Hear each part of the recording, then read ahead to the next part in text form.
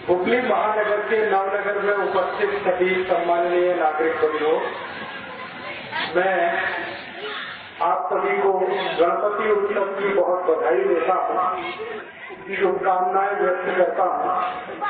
ईश्वर से प्रार्थना करता हूँ कि गणपति के स्थापना का कार्य जो आपने यहाँ किया है वो आगे भी इस तरह से नियमित रूप से चलता रहे। आप सब इस गणपति मंडल के भावना के साथ जुड़े रहें और भारत में एक महान राष्ट्रवादी चिंतक, विचारक और हमारे देश के नेता श्री लोकमान्य बाल गंगाधर तिलक ने जिस उद्देश्य से गणपति की स्थापना हमारे देश में कराई, वो उद्देश्य इस देश में पूरा हो, ऐसी मैं ईश्वर से प्रार्थना करता हूँ। आप सभी नागरिक बंधुओं से इस बात के लिए क्षमा मांगता हूँ कि मैं आपसे बहुत अच्छे से कन्नड़ भाषा में बात नहीं कर सकता, इसलिए कन्नड़ हिंदी मिलाकर आपसे मैं बात करूंगा। मुझे इस गणपति मंडल के आयोजन में जो विषय दिया है आपसे संवाद करने का, वो विषय है कि लोकमान्य श्री बाल गंगाधर तिलक ने गणपति आंदोलन या गणेशोत्सव का अभियान हमारे देश में क्यों चलाया, कैसे चलाया, उसका हमारे देश को क्या उपलब्धि हुई और आज हमारे देश में ये किस स्वरूप में स्थापित है। आप सभी जानते हैं कि भारत देश में गणेशोत्सव का सामाजिक रूप से जो आयोजन शुरू हुआ वो श्री लोकमान्य तिलक के बहुत प्रयासों के बाद हुआ। श्री लोकमान्य तिलक ने 1894 के साल में ये गणपति उत्सव का आयोजन शुरू किया। 1894 में श्री लोकमान्य तिलक ने इसको क्यों शुरू किया, कारण उसका क्या था, आधार उसका क्या था। हमारे जमाने में, हमारे देश में 1894 में अंग्रेजों की सरकार चलती थी और अंग्रेजों की सरकार ने भारत देश में एक नियम बनाया था, कानून बनाया था, वो ये कि भारतीय नागरिक एक साथ किसी स्थान पर एकत्रित नहीं हो सकते। उसके लिए उन्होंने एक कानून बना दिया और वो कानून में भारत के नागरिक 5 की संख्या में अधिक नागरिक एक साथ कहीं भी नहीं जा सकते, एक साथ कहीं आ नहीं सकते। अगर कहीं पर ब्रिटिश पुलिस, अंग्रेजों की सरकार की जो सेना होती थी, वो भारतीय नागरिकों को समूह में देखे तो निश्चित रूप से उनको पुलिस अरेस्ट करती थी, जेल में डालती थी और उसके बाद उनके ऊपर भयंकर अत्याचार होता था। और वो अत्याचार आप कल्पना नहीं कर सकते, कोड़े मारने से लेकर हाथ के नाखून खींच लेने तक का अत्याचार अंग्रेजों की पुलिस किया करती थी। अंग्रेजों की सरकार थी, उन्हीं का कानून था, उन्हीं का नियम था। अदालत में जो जजेस होते थे वो भी अंग्रेज होते थे। अगर कोई भारतीय नागरिक अंग्रेजी पुलिस के अत्याचार के विरुद्ध कोई शिकायत करे तो अदालत में वो शिकायत सुनी नहीं जाती थी, क्योंकि जज अंग्रेज होता था। ऐसा माहौल पूरे देश में बना हुआ था। हमारे भारत देश में सन 1875 में 1875 में एक महान व्यक्ति हुए थे, श्री बंकिम चंद्र चट्टोपाध्याय जी। उन्होंने एक गीत लिखा था 1875 में, वो गीत का नाम वंदे मातरम। तो वंदे मातरम गीत को गाने पर भी अंग्रेज सरकार ने पाबंदी लगा रखी थी। भारतीय नागरिक यदि वंदे मातरम गीत गाएंगे तो अंग्रेजों की पुलिस उनको जेल में पकड़ के बंद कर देगी, ऐसा कानून था। तो एक साथ हम एकत्रित नहीं आ सकते थे, कोई सामूहिक कार्य कर नहीं सकते थे, वंदे मातरम गीत नहीं गा सकते थे। ऐसे कड़े प्रतिबंध हमारे देश पर अंग्रेजों ने लगाए हुए थे। और उस समय अंग्रेजों के खिलाफ जो भारत का आंदोलन था, स्वातंत्र आंदोलन था, उसके सबसे बड़े नेता थे श्री तिलक। उन्होंने अंग्रेजों की सरकार के ये जो प्रतिबंध थे, ये जो पाबंदी थी, इसको निरस्त करने के लिए एक योजना बनाई और उन्होंने ये तय किया कि अगर अंग्रेज सरकार 5 या 5 से ज्यादा लोगों पर पाबंदी लगा रही है तो कोई ऐसा आयोजन शुरू करना चाहिए जो अंग्रेजों की सरकार के कानून को भंग करे और नागरिकों के मन में शक्ति आए, डर निकल जाए। अंग्रेजों की सरकार का जो भय है वो भारत के नागरिकों के मन से निकलना चाहिए। ऐसा सोचकर उन्होंने ये गणेशोत्सव शुरू किया। 1894 के पहले हमारे भारत देश में गणपति उत्सव होता था, गणेशोत्सव होता था, लेकिन वो घरों में होता था, परिवार के अंदर होता था। परिवार के लोग मिलकर गणपति उत्सव मनाते थे। पहली बार श्री लोकमान्य बाल गंगाधर तिलक ने 1894 में पुणे के शनिवारवाड़ा में पहले गणपति की स्थापना की थी।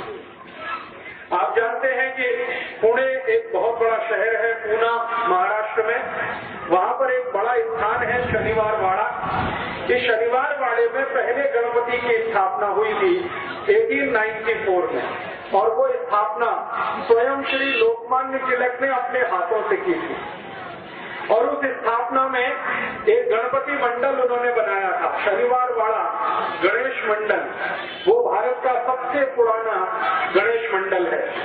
तो उस गणेश मंडल के कार्यकर्ताओं को उन्होंने एक संकल्प कराया था कि हम ये गणेशोत्सव का पर्व 10 दिन तक मनाएंगे। अंग्रेज पुलिस अगर हमें गिरफ्तार करेगी तो हम जेल में जाएंगे, लेकिन गणपति उत्सव को हम जरूर मनाएंगे। और ऐसे करके ये गणेशोत्सव की शुरुआत हमारे देश में हुई। और सौभाग्य से क्या हुआ, 1894 का पहला जो गणेशोत्सव शनिवारवाड़ा में हुआ तो अंग्रेज पुलिस थोड़ी परेशान हुई, क्योंकि जो गणेशोत्सव को मनाने वाले कार्यकर्ता थे उनको वो पकड़ नहीं सकते थे। कारण ये था कि वो धार्मिक गतिविधि में शामिल है। राजनीतिक गतिविधि में अगर वो शामिल होते, कोई पॉलिटिकल एक्टिविटी में होते तो पुलिस उनको अरेस्ट करती, लेकिन चूंकि वो धार्मिक गतिविधि में शामिल थे इसलिए अंग्रेज पुलिस ने उनको अरेस्ट नहीं किया और पूरे 10 दिन तक वो गणपति उत्सव चला। 1894 में 1894 में अक्टूबर 20 अक्टूबर से लेकर 30 अक्टूबर तक ये कार्यक्रम आयोजित हुआ था। श्री लोकमान्य तिलक ने हर दिन शाम को एक व्याख्यान वहाँ पर आयोजित किया था। स्वयं श्री लोकमान्य तिलक उस व्याख्यान में हाजिर रहते थे, खुद उसमें शामिल होते थे और बड़े बड़े वक्ताओं को वो उसमें बुलाया करते थे। एक दिन का व्याख्यान हुआ तो उसमें उन्होंने कलकत्ता से एक बहुत बड़े नेता को बुलाया। उनका नाम था श्री विपिन चंद्र पाल। 20 अक्टूबर 1894 के पहले व्याख्यान में विपिन चंद्र पाल वहाँ आए। 21 अक्टूबर का दूसरा व्याख्यान हुआ तो उसमें श्री लोकमान्य तिलक ने उत्तर भारत के एक बड़े नेता को बुलाया, श्री लाला लाजपत राय। वो 21 अक्टूबर को आए। फिर तीसरे व्याख्यान में उन्होंने, आपने नाम सुना होगा कि हमारे भारत देश में पुणे शहर में 3 महान क्रांतिकारी पैदा हुए एक भाई के रूप में। 3 भाई एक साथ एक ही परिवार में क्रांतिवीर के रूप में जन्म लिया। वो थे श्री चाफेकर बंधु। तो 23 अक्टूबर को व्याख्यान चाफेकर बंधुओं में जो सबसे अग्रज थे, बड़े थे, उनका हुआ। फिर 24 अक्टूबर को चाफेकर बंधुओं में दूसरे नंबर के जो उनके भाई थे उनका हुआ। एक श्री बालकृष्ण चाफेकर, एक दया कृष्ण चाफेकर, ऐसे करके तीनों चाफेकर बंधुओं का व्याख्यान हुआ। फिर उसके बाद श्री लोकमान्य तिलक ने मुंबई से एक बड़े नेता को बुलाया, उनका नाम था फिरोज शाह मेहता। उनका एक व्याख्यान हुआ और इस तरह से 10 दिन लगातार व्याख्यान माला चली। गणपति उत्सव हुआ, व्याख्यान माला चली। जितने भी वक्ता वहाँ पर व्याख्यान देने के लिए आए पहले गणपति उत्सव में, सबका जोर ये था कि भगवान गणेश हमारे देश को आजादी दिलाएं, भगवान गणेश हमारे भारत को स्वराज्य दिलवाएं, हमारे भारत देश में अंग्रेजों की सरकार समाप्त हो। सभी व्याख्याताओं ने इस तरह के विषय लिए थे और जितने भी लोग सुनने के लिए आते थे उनमें उन्होंने देशभक्ति की भावना, राष्ट्रभक्ति की भावना पूरे व्याख्यानों के माध्यम से भरने काम शुरू किया। परिणाम क्या हुआ? पुणे के लोगों में गणपति आयोजन के लिए उत्साह पैदा हुआ और 1894 में पहले गणपति की स्थापना पुणे में शनिवारवाड़ा में हुई। अगले वर्ष 1895 में पूरे पुणे में 11 गणपति मंडल बने एक ही वर्ष के बाद और 11 गणपति स्थापित हुए। उसके बाद 1896 में एक साथ 31 गणपति स्थापित हुए, 31। फिर उसके बाद 1897 में पता चला 100 से ऊपर गणपति हो गए। फिर इस तरह से ये संख्या बढ़ती गई और 1898 तक आते आते पुणे से बाहर मुंबई में, पुणे से थोड़ा आगे जाकर अहमदनगर में, फिर पुणे के थोड़ा सा और आगे जाकर नागपुर में, पूरे विदर्भ में ये फैलता ही गया गणपति उत्सव का। और पुणे के आजू बाजू के महाराष्ट्र के सारे बड़े शहरों में ये गणपति की स्थापना जैसे जैसे बढ़ती गई वैसे वैसे भारत देश के लोगों में चेतना भी बढ़ती गई।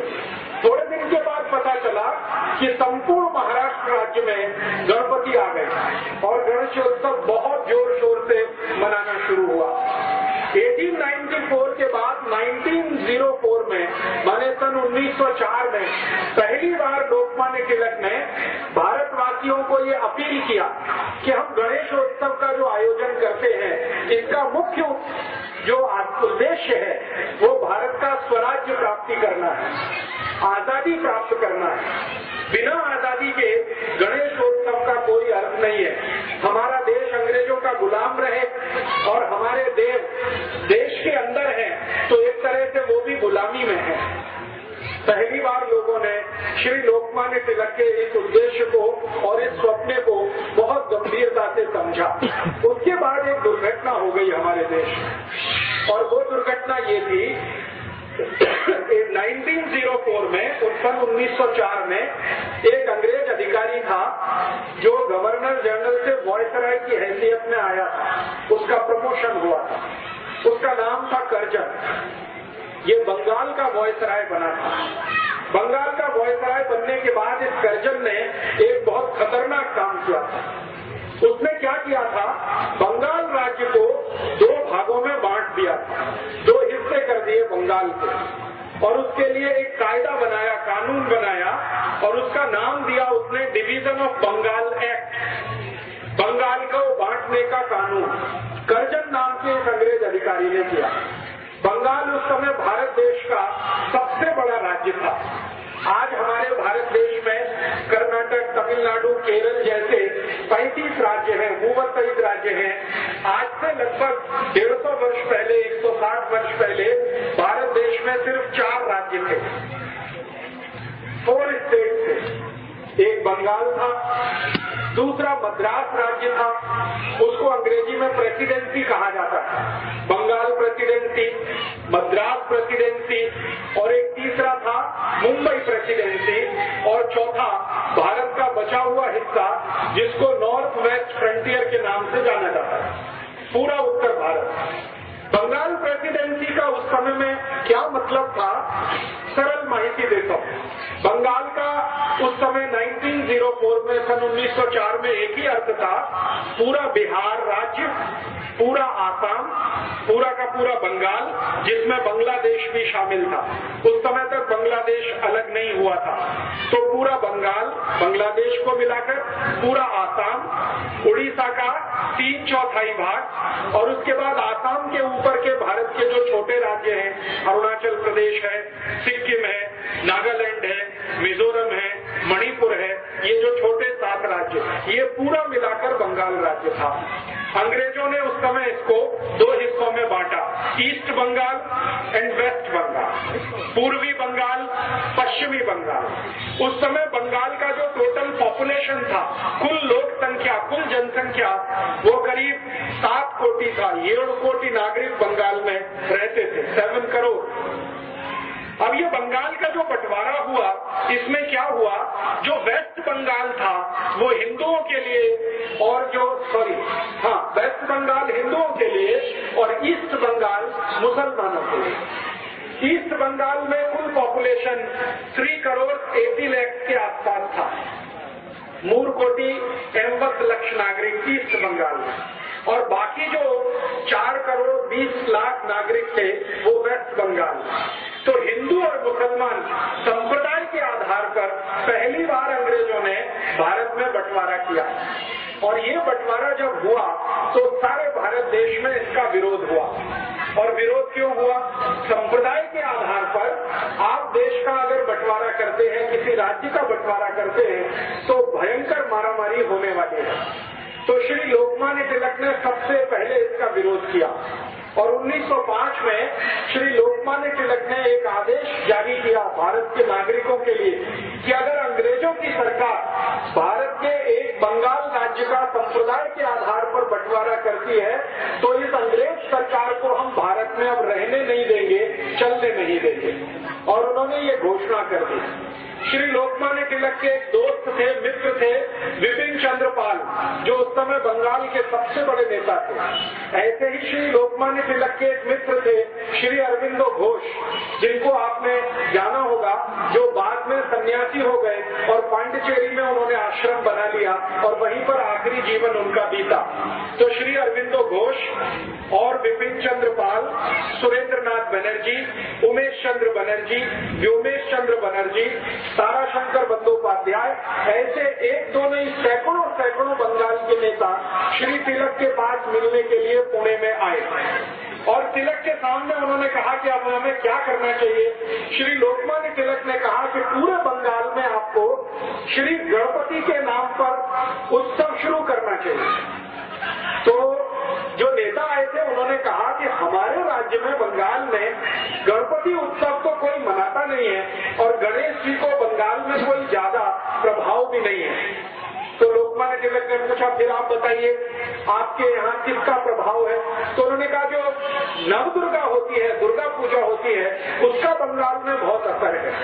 तो श्री तिलक ने कहा कि ठीक है, मैं यहाँ महाराष्ट्र में गणेशोत्सव करता हूँ, आप बंगाल में दुर्गा उत्सव शुरू करिए और इसके साथ संगठन बनाइए और अंग्रेजों की सरकार के खिलाफ फिर हमें लड़ना।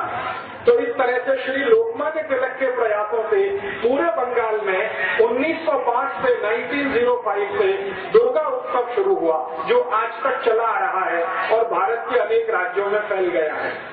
तो बंगाल में दुर्गा उत्सव, महाराष्ट्र में गणेशोत्सव, ऐसा जब काम शुरू हुआ तो लाखों लाखों कार्यकर्ता श्री तिलक और विपिन चंद्र पाल के साथ इकट्ठे हुए। फिर इन कार्यकर्ताओं को लोकमान्य तिलक ने एक संदेश दिया कि गांव-गांव जाना, गली-गली जाना और अंग्रेजों की सरकार ने बंगाल का जो बंटवारा किया है हिंदू मुसलमान के आधार पर, इसका विरोध करना है। तो श्री तिलक के जो कार्यकर्ता होते थे वो पूछते थे कि आप बताइए विरोध का तरीका क्या है। तो श्री तिलक ने उन सबको बोल रखा था कि देखो, अंग्रेजों की सरकार भारत में तभी तक चलेगी जब तक अंग्रेजों का माल भारत में बिकेगा। आप जानते हैं कि अंग्रेजों की सरकार ईस्ट इंडिया कंपनी की मदद से चलती थी और ईस्ट इंडिया कंपनी की वस्तुएं भारत में बिका करती थी। तो श्री तिलक ने कहा कि ईस्ट इंडिया कंपनी की वस्तु जब तक भारत में बिकेगी अंग्रेजों को मुनाफा मिलेगा और जब तक उनको लाभ होगा तब तक वो भारत में सरकार चलाएंगे। तो हमें एक ही कार्य करना है कि गांव-गांव जाकर अंग्रेजी ईस्ट इंडिया कंपनी की जो चीज वस्तुएं बिकती हैं इनका बहिष्कार कराना है। और ऐसे करके 1905 में 1905 में स्वदेशी आंदोलन शुरू हुआ और वो बंगाल का जो विभाजन हुआ था उसके विरोध में शुरू हुआ। श्री तिलक ने पूरे बंगाल का प्रवास किया, छोटे छोटे गांवों में जाकर उन्होंने व्याख्यान दिए। तिलक के साथ अरविंदो घोष गांव-गांव गए। अरविंदो घोष के साथ ताराशंकर बंदोपाध्याय, बहुत बड़े साहित्यकार थे, वो गांव-गांव गए। श्री बंकिम चंद्र चट्टोपाध्याय, जिन्होंने वंदे मातरम गीत लिखा, वो श्री लोकमान्य तिलक के साथ गांव-गांव गए और इस तरह से बहुत बड़े नेताओं की टीम तैयार हुई। उन्होंने पूरे बंगाल में स्वदेशी की लहर पैदा कर दी। परिणाम क्या हुआ कि ये स्वदेशी आंदोलन 1905 में 1905 में जो शुरू हुआ, 2 वर्ष के बाद इसका इतना असर था कि बंगाल में अंग्रेजी ईस्ट इंडिया कंपनी का सामान बिकना बंद हो गया, उनका कापड़ बिकना बंद हो गया।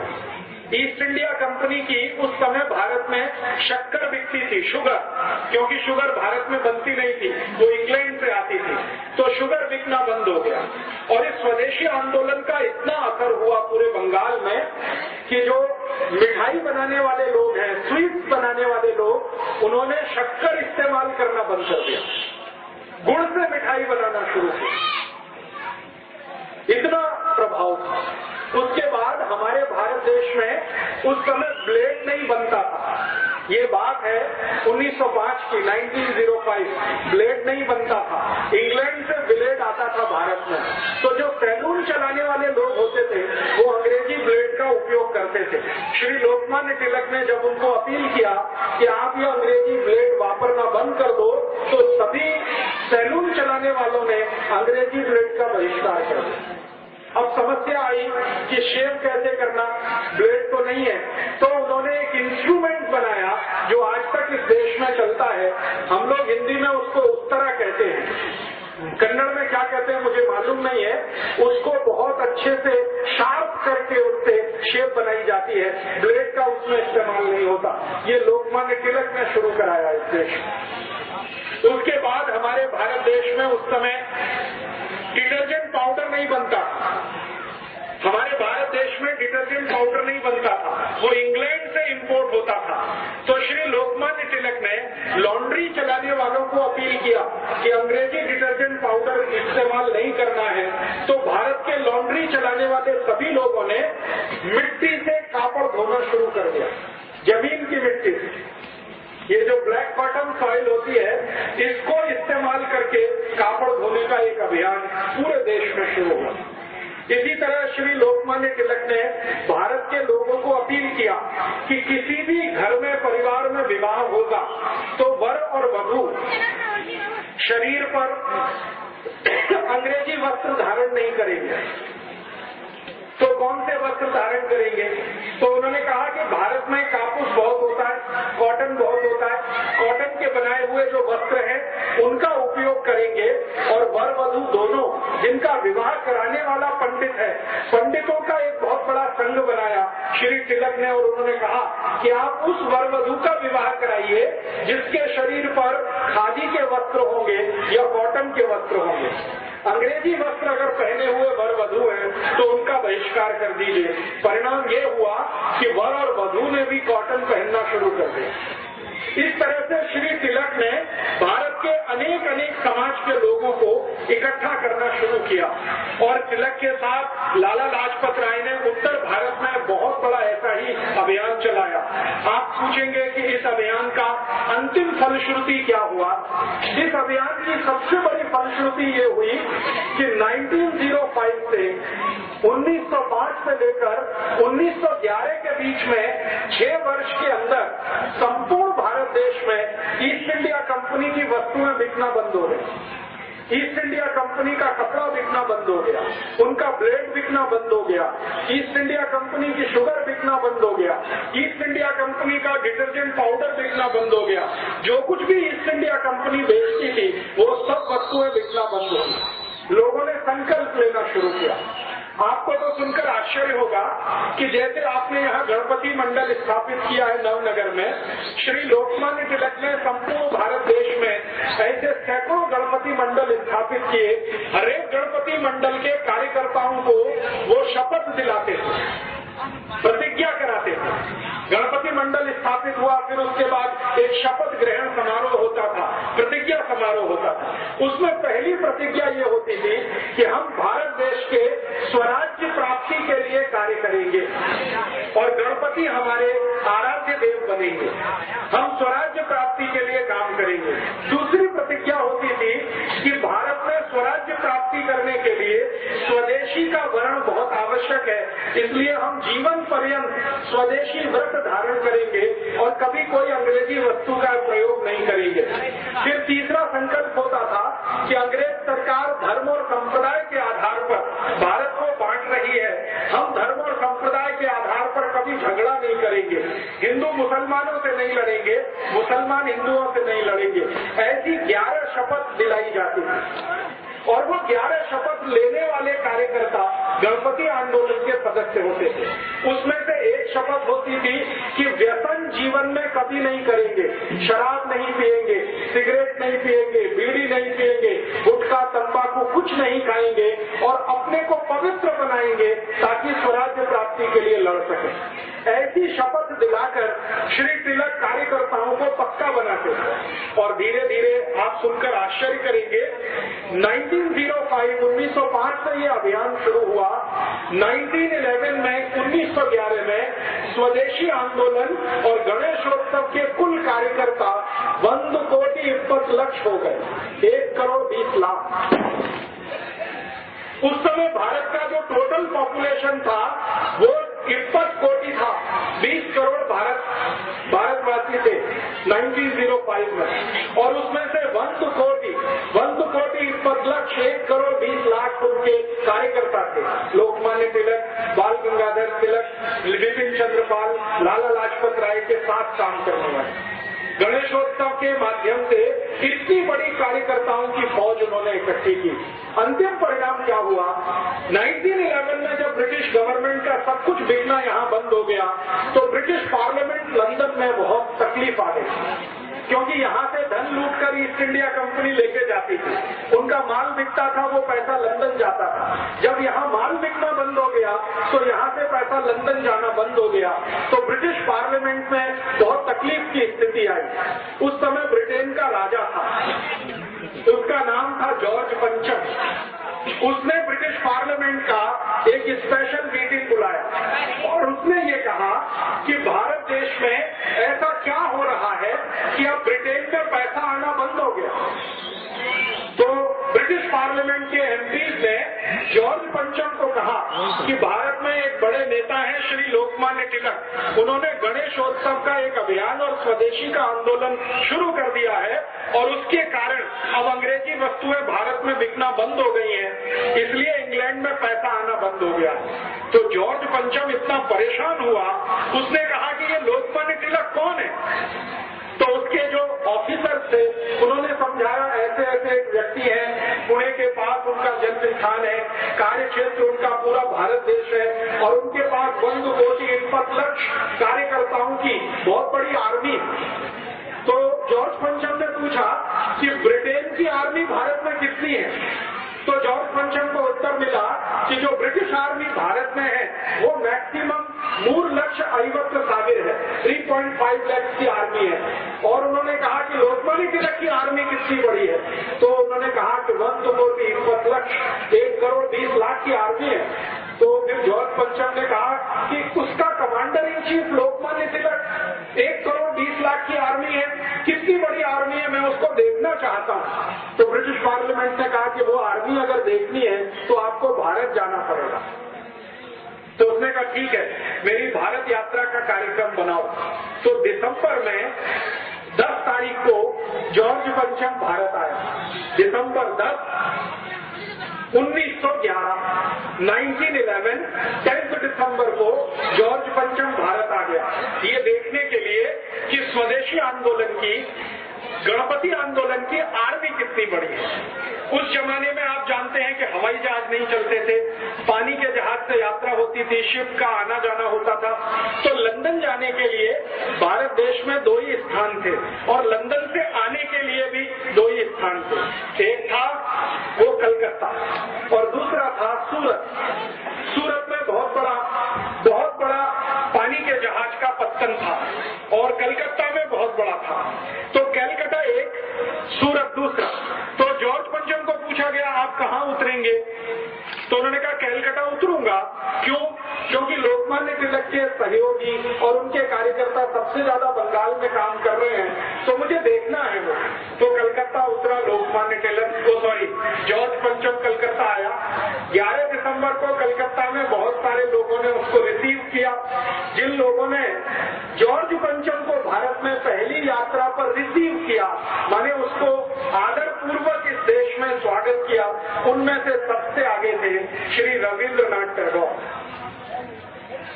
राजा राममोहन रॉय और एक थे उमेश चंद्र बनर्जी और एक पुराने कांग्रेस के नेता जो माने जाते जाते हैं, कांग्रेस की स्थापना हो चुकी थी 1885 में, तो एक थे एक्टोवियो ह्यूम, AOU, जो कांग्रेस के संस्थापक अध्यक्ष माने जाते हैं। इन सब लोगों ने राजा को आवकार किया, उसका स्वागत किया। राजा माने जॉर्ज पंचम।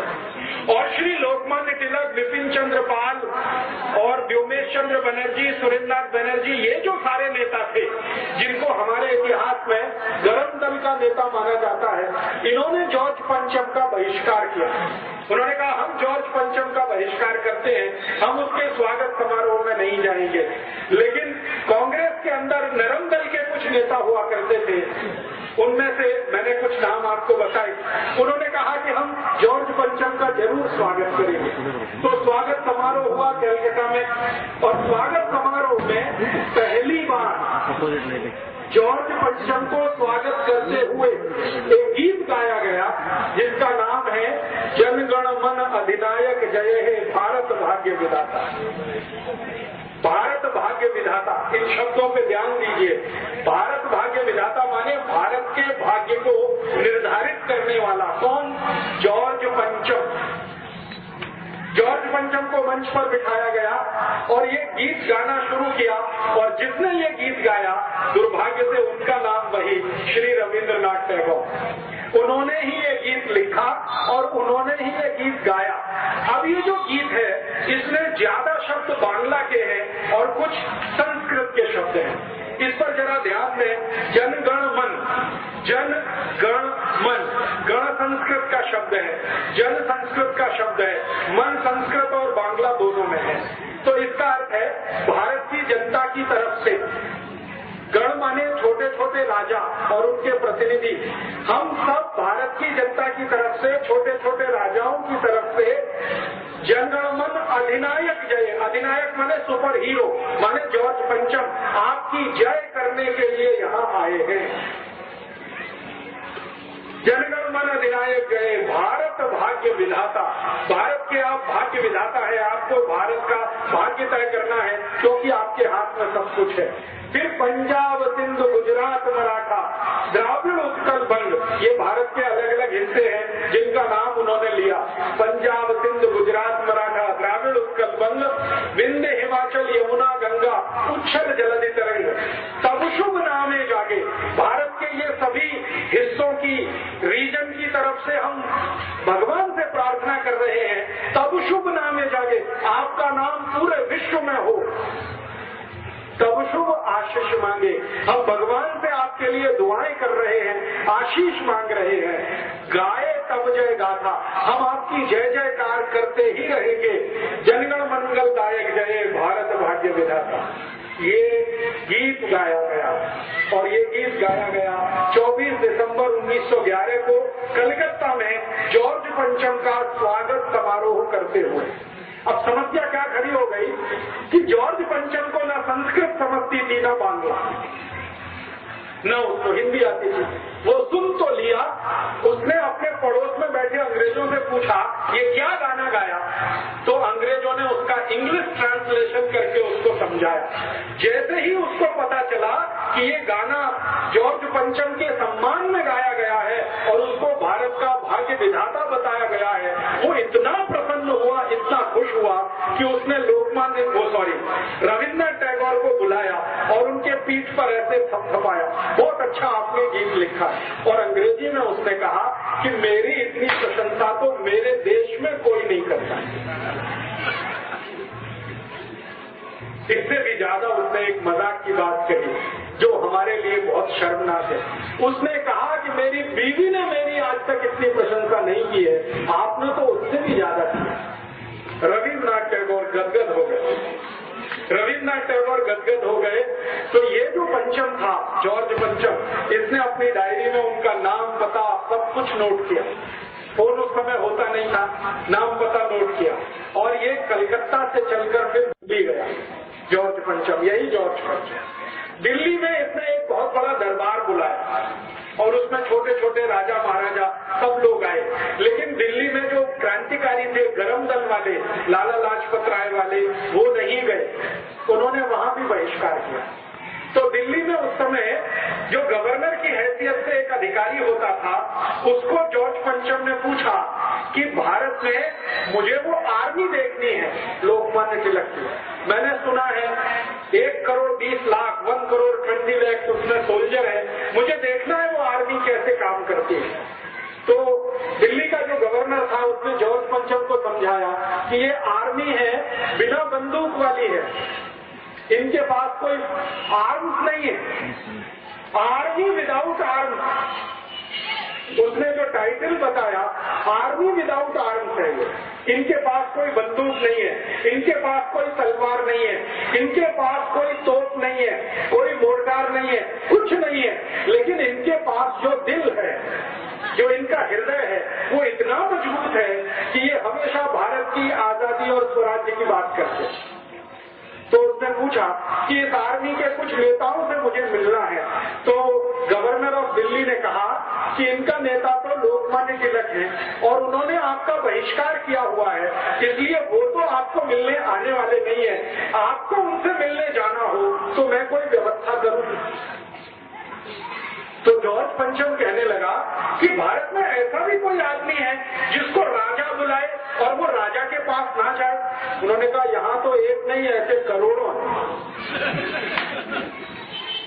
आपको वो मानते ही नहीं कि आप राजा, वो कहते हैं आप इंग्लैंड के राजा होंगे, भारत का राजा तो एक ही है, वो हमारा गणपति बप्पा। लोकमान्य तिलक ने सब कार्यकर्ताओं को समझा रखा था कि राजा अपना एक ही है, वो है गणपति बप्पा। इसी के सामने झुकना, इसी को वंदन करना, इसी से आशीष मांगना और इसी से दुआ मांगना, बाकी हमारा कोई राजा नहीं, हमारा राजा गणपति है। तो जब गवर्नर ने ये सुना दिया कि वो तो आएंगे नहीं, उन्होंने बहिष्कार किया, वैसे करोड़ों है, अब आप जाना चाहो तो मैं व्यवस्था करता हूँ, पुणे जाना पड़ेगा आपको मिलने के लिए। तो पुणे के डिस्ट्रिक्ट मजिस्ट्रेट जिला कलेक्टर को टेलीग्राम किया गया। पुणे का जिला कलेक्टर परेशान हो गया, वो टेलीग्राम लेके श्री लोकमान्य तिलक के घर गया। श्री लोकमान्य तिलक पुणे में ही रहते थे, शनिवार वाड़ा में ही उनका घर है, आज भी वो घर सुरक्षित है, आप जाके देख सकते हैं। पुणे का डिस्ट्रिक्ट कलेक्टर भागा भागा वो टेलीग्राम लेके श्री तिलक के पास गया और टेलीग्राम उनको दिखाया कि आपसे मिलने के लिए हमारा राजा जॉर्ज पंचम पुणे आना चाहता है, आप उनसे मिलेंगे। तो श्री लोकमान्य तिलक ने कहा मुझे राजा से मिलने की कोई गरज नहीं है, वो आपका राजा है, मेरा नहीं है, आप उसके नौकर हैं, आपको वो पगार देता, मुझे पगार नहीं देता, मुझे उससे मिलने की गरज नहीं है। तो कलेक्टर ने समझा नहीं वो आपको मिलने यहाँ आना चाहते हैं पुणे में। तो तिलक ने कहा कि फिर ठीक है, आप उनको यहाँ आने दो, मैं मेरे गांव चला जाता हूँ रत्नागिरी। श्री लोकमान्य तिलक का जन्म स्थान रत्नागिरी में है, आप जानते हैं, रत्नागिरी के पास एक छोटे से। तो मैंने कहा मैं मेरे गांव चला जाता हूँ। तो फिर कलेक्टर ने पूछा मेरी तो नौकरी चली जाएगी। तो उन्होंने कहा कि बहुत अच्छा है तुम्हारी नौकरी जाए, तुम्हारे राजा की नौकरी जाए, तुम यहाँ सब हिंदुस्तान छोड़कर चले जाओ, हमारा स्वराज्य हमें मिल जाए, मैं तो यही चाहता हूँ। तो कलेक्टर ने वापस टेलीग्राम कर दिया कि श्री लोकमान्य तिलक आपको मिलने को बिल्कुल इच्छुक नहीं है, तैयार नहीं है, अब क्या करना। तो अंग्रेज पुलिस को कहा गया कि आप लोकमान्य तिलक को अरेस्ट करो और अरेस्ट करके उनको जॉर्ज पंचम की सेवा में लेके आओ।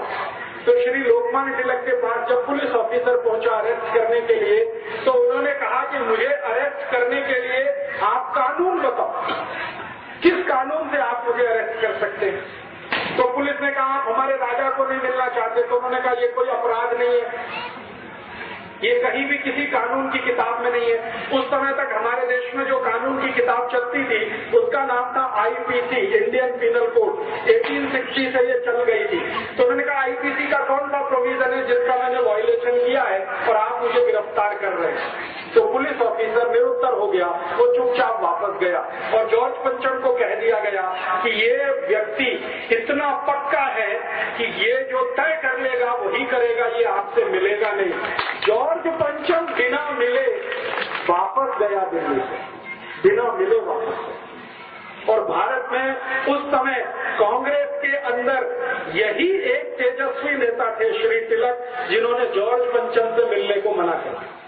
बाकी जो कांग्रेस के नेता थे, मैंने नाम लिया, रविन्द्रनाथ टैगोर थे, योगेश चंद्र बनर्जी थे, उमेश चंद्र बनर्जी थे, एक गोपाल कृष्ण गोखले थे, ये सब जॉर्ज पंचम को सलामी देके आए। तिलक नहीं गए, लाला लाजपत राय नहीं गए, विपिन चंद्र पाल नहीं गए।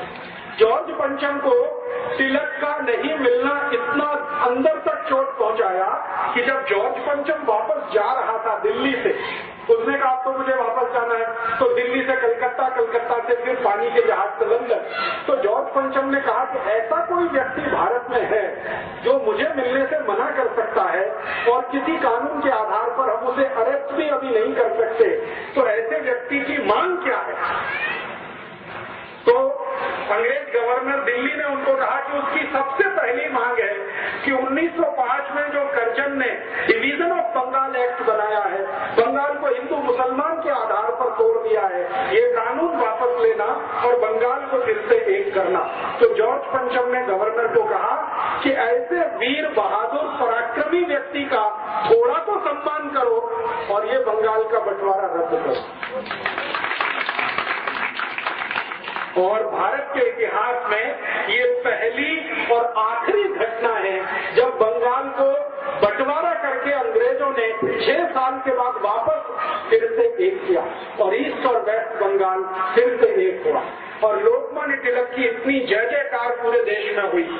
1911 में जब बंगाल फिर से एक हो गया, डिवीजन ऑफ बंगाल एक्ट वापस हो गया, तो सारे देश में लोकमान्य तिलक के स्वागत समारोह आयोजित हुए और एक एक समारोह में 50-50 हजार लोग आते थे। उस जमाने में ये माइक नहीं होता, बिना माइक के उनको व्याख्यान करना पड़ता। आप जरा सोचिए, 50,000 की भीड़, 50,000 नागरिक लोकमान्य तिलक को सुनने के लिए कहीं खड़े हैं, कैसे वो बोले जो आखिरी आदमी तक बात पहुंचे। तो वो संभव नहीं होता था। तो श्री तिलक चिल्ला चिल्ला कर बोलते और दुष्परिणाम क्या हुआ। 1911 से जब उनका ये स्वागत समारोह शुरू हुआ, 1915 तक ये चलता रहा। 4-5 साल चिल्ला चिल्ला कर बोलने के कारण उनके सारे फेफड़े गल गए, उनके लंग्स में इंफेक्शन आ गया, क्योंकि माइक तो होता नहीं था। गले में इंफेक्शन आया, लंग्स में इंफेक्शन आया और वो इंफेक्शन इतना गंभीर था कि उसी में श्री लोकमान्य तिलक की मृत्यु हुई। 1915 से लेकर 1920 तक वो कहीं जा नहीं सके, बोल नहीं सके जाना। थोड़े भी बोलते थे तो गले में दर्द होता, थोड़े भी बोलते थे तो लंग्स में पानी भर जाता और उस समय ट्रीटमेंट भी नहीं था। प्लूरिसी नाम की एक बीमारी उनको हो गई, उसका कोई ट्रीटमेंट नहीं था।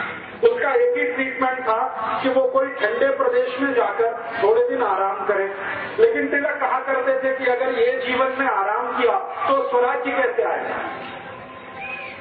इसलिए उन्होंने अपने स्वास्थ्य को दुर्लक्ष्य किया, अपनी हेल्थ को कभी ध्यान नहीं दिया और उसी चक्कर में उनकी पत्नी रात दिन परेशान रहती थी और उनकी मृत्यु हुई उनकी पत्नी की, इसी चिंता में कि तिलक कभी स्वास्थ्य का ध्यान नहीं रखते, लगातार प्रवास करते थे। अब उस जमाने में प्रवास करने के लिए गाड़ी नहीं थी तो साइकिल से प्रवास करते, कभी साइकिल नहीं होती थी तो बैलगाड़ी में बैठ के प्रवास करते, कभी कभी बैलगाड़ी नहीं तो घोड़े पर बैठकर प्रवास करते, घोड़ा भी नहीं मिला तो वो जो ऊंट होता है कैमल, उस पर बैठकर प्रवास करते थे और कुछ नहीं मिला तो पैदल पैदल प्रवास करते।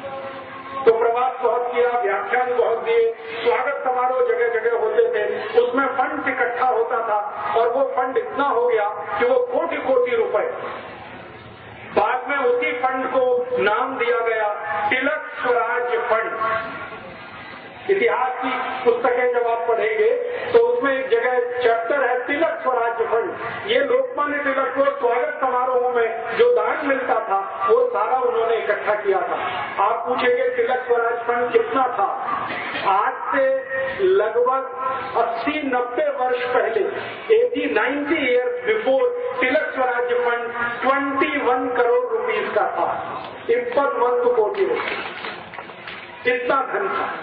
आज के हिसाब से अगर आप इसको जोड़ना चाहें तो इसमें 300 का मल्टीप्लिकेशन करना, क्योंकि 1920 का 1 रुपए, 1 रुपया 2007 के 300 रुपीज के बराबर है।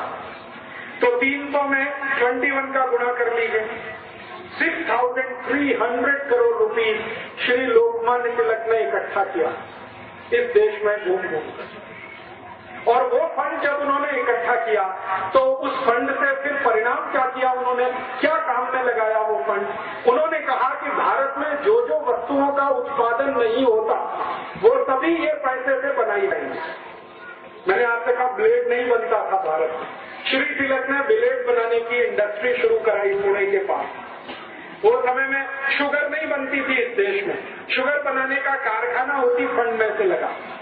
हमारे देश में उस जमाने में आयरन और स्टील के लिए कोई बड़ा प्रोडक्शन यूनिट नहीं था। तिलक ने भारत देश के एक बड़े उद्योगपति जिनका नाम था जमशेद जी टाटा, उनको एक दिन अपने घर बुलाया और कहा कि भारत को स्टील की जरूरत है, आप स्टील बनाना शुरू करिए, हम इंग्लैंड से स्टील नहीं खरीदेंगे। तो टाटा, जमशेद जी टाटा ने श्री लोकमान्य तिलक के एक वाक्य पर पूरा टिस्को खड़ा कर दिया, टाटा स्टील कंपनी, वो तिलक ने खड़ी करवाई है इस देश में।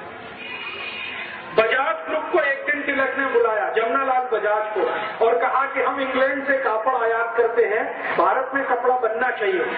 खादी का तो बनता है, वो हाथ का है, लेकिन वो मोटा होता है, लोगों को बारीक कपड़ा पहनना है, महीन, तो आप उसके लिए मिल लगाइए। तो जमनालाल बजाज ने तिलक के कहने पर पहली मिल लगाई कलकत्ता। डालमिया जी को बुलाया एक दिन और कहा आप कुछ प्रोडक्शन में जाइए।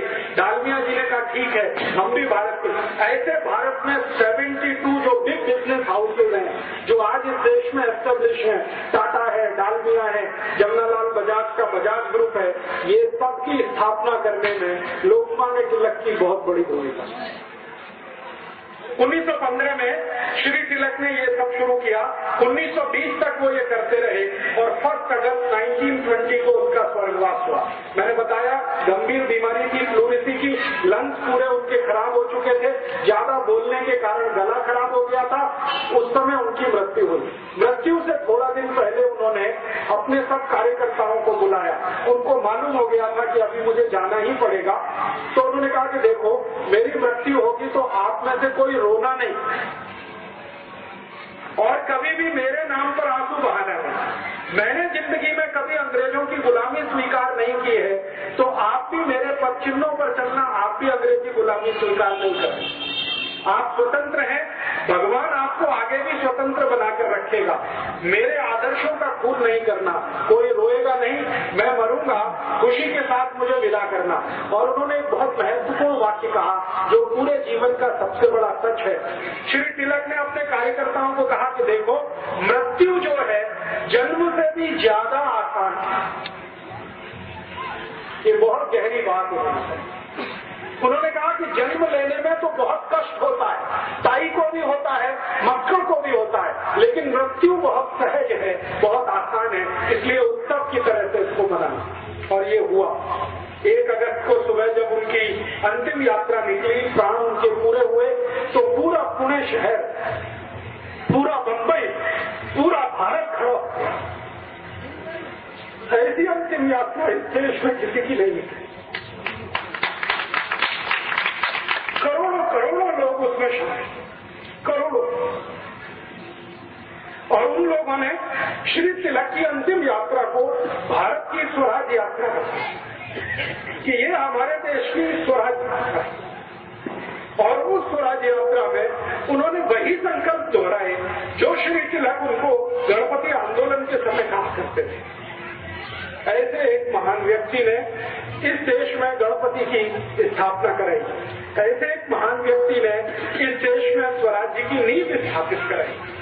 आप बहुत भाग्यशाली हैं कि मैंने आपके मंडल में आकर श्री तिलक का फोटो देखा।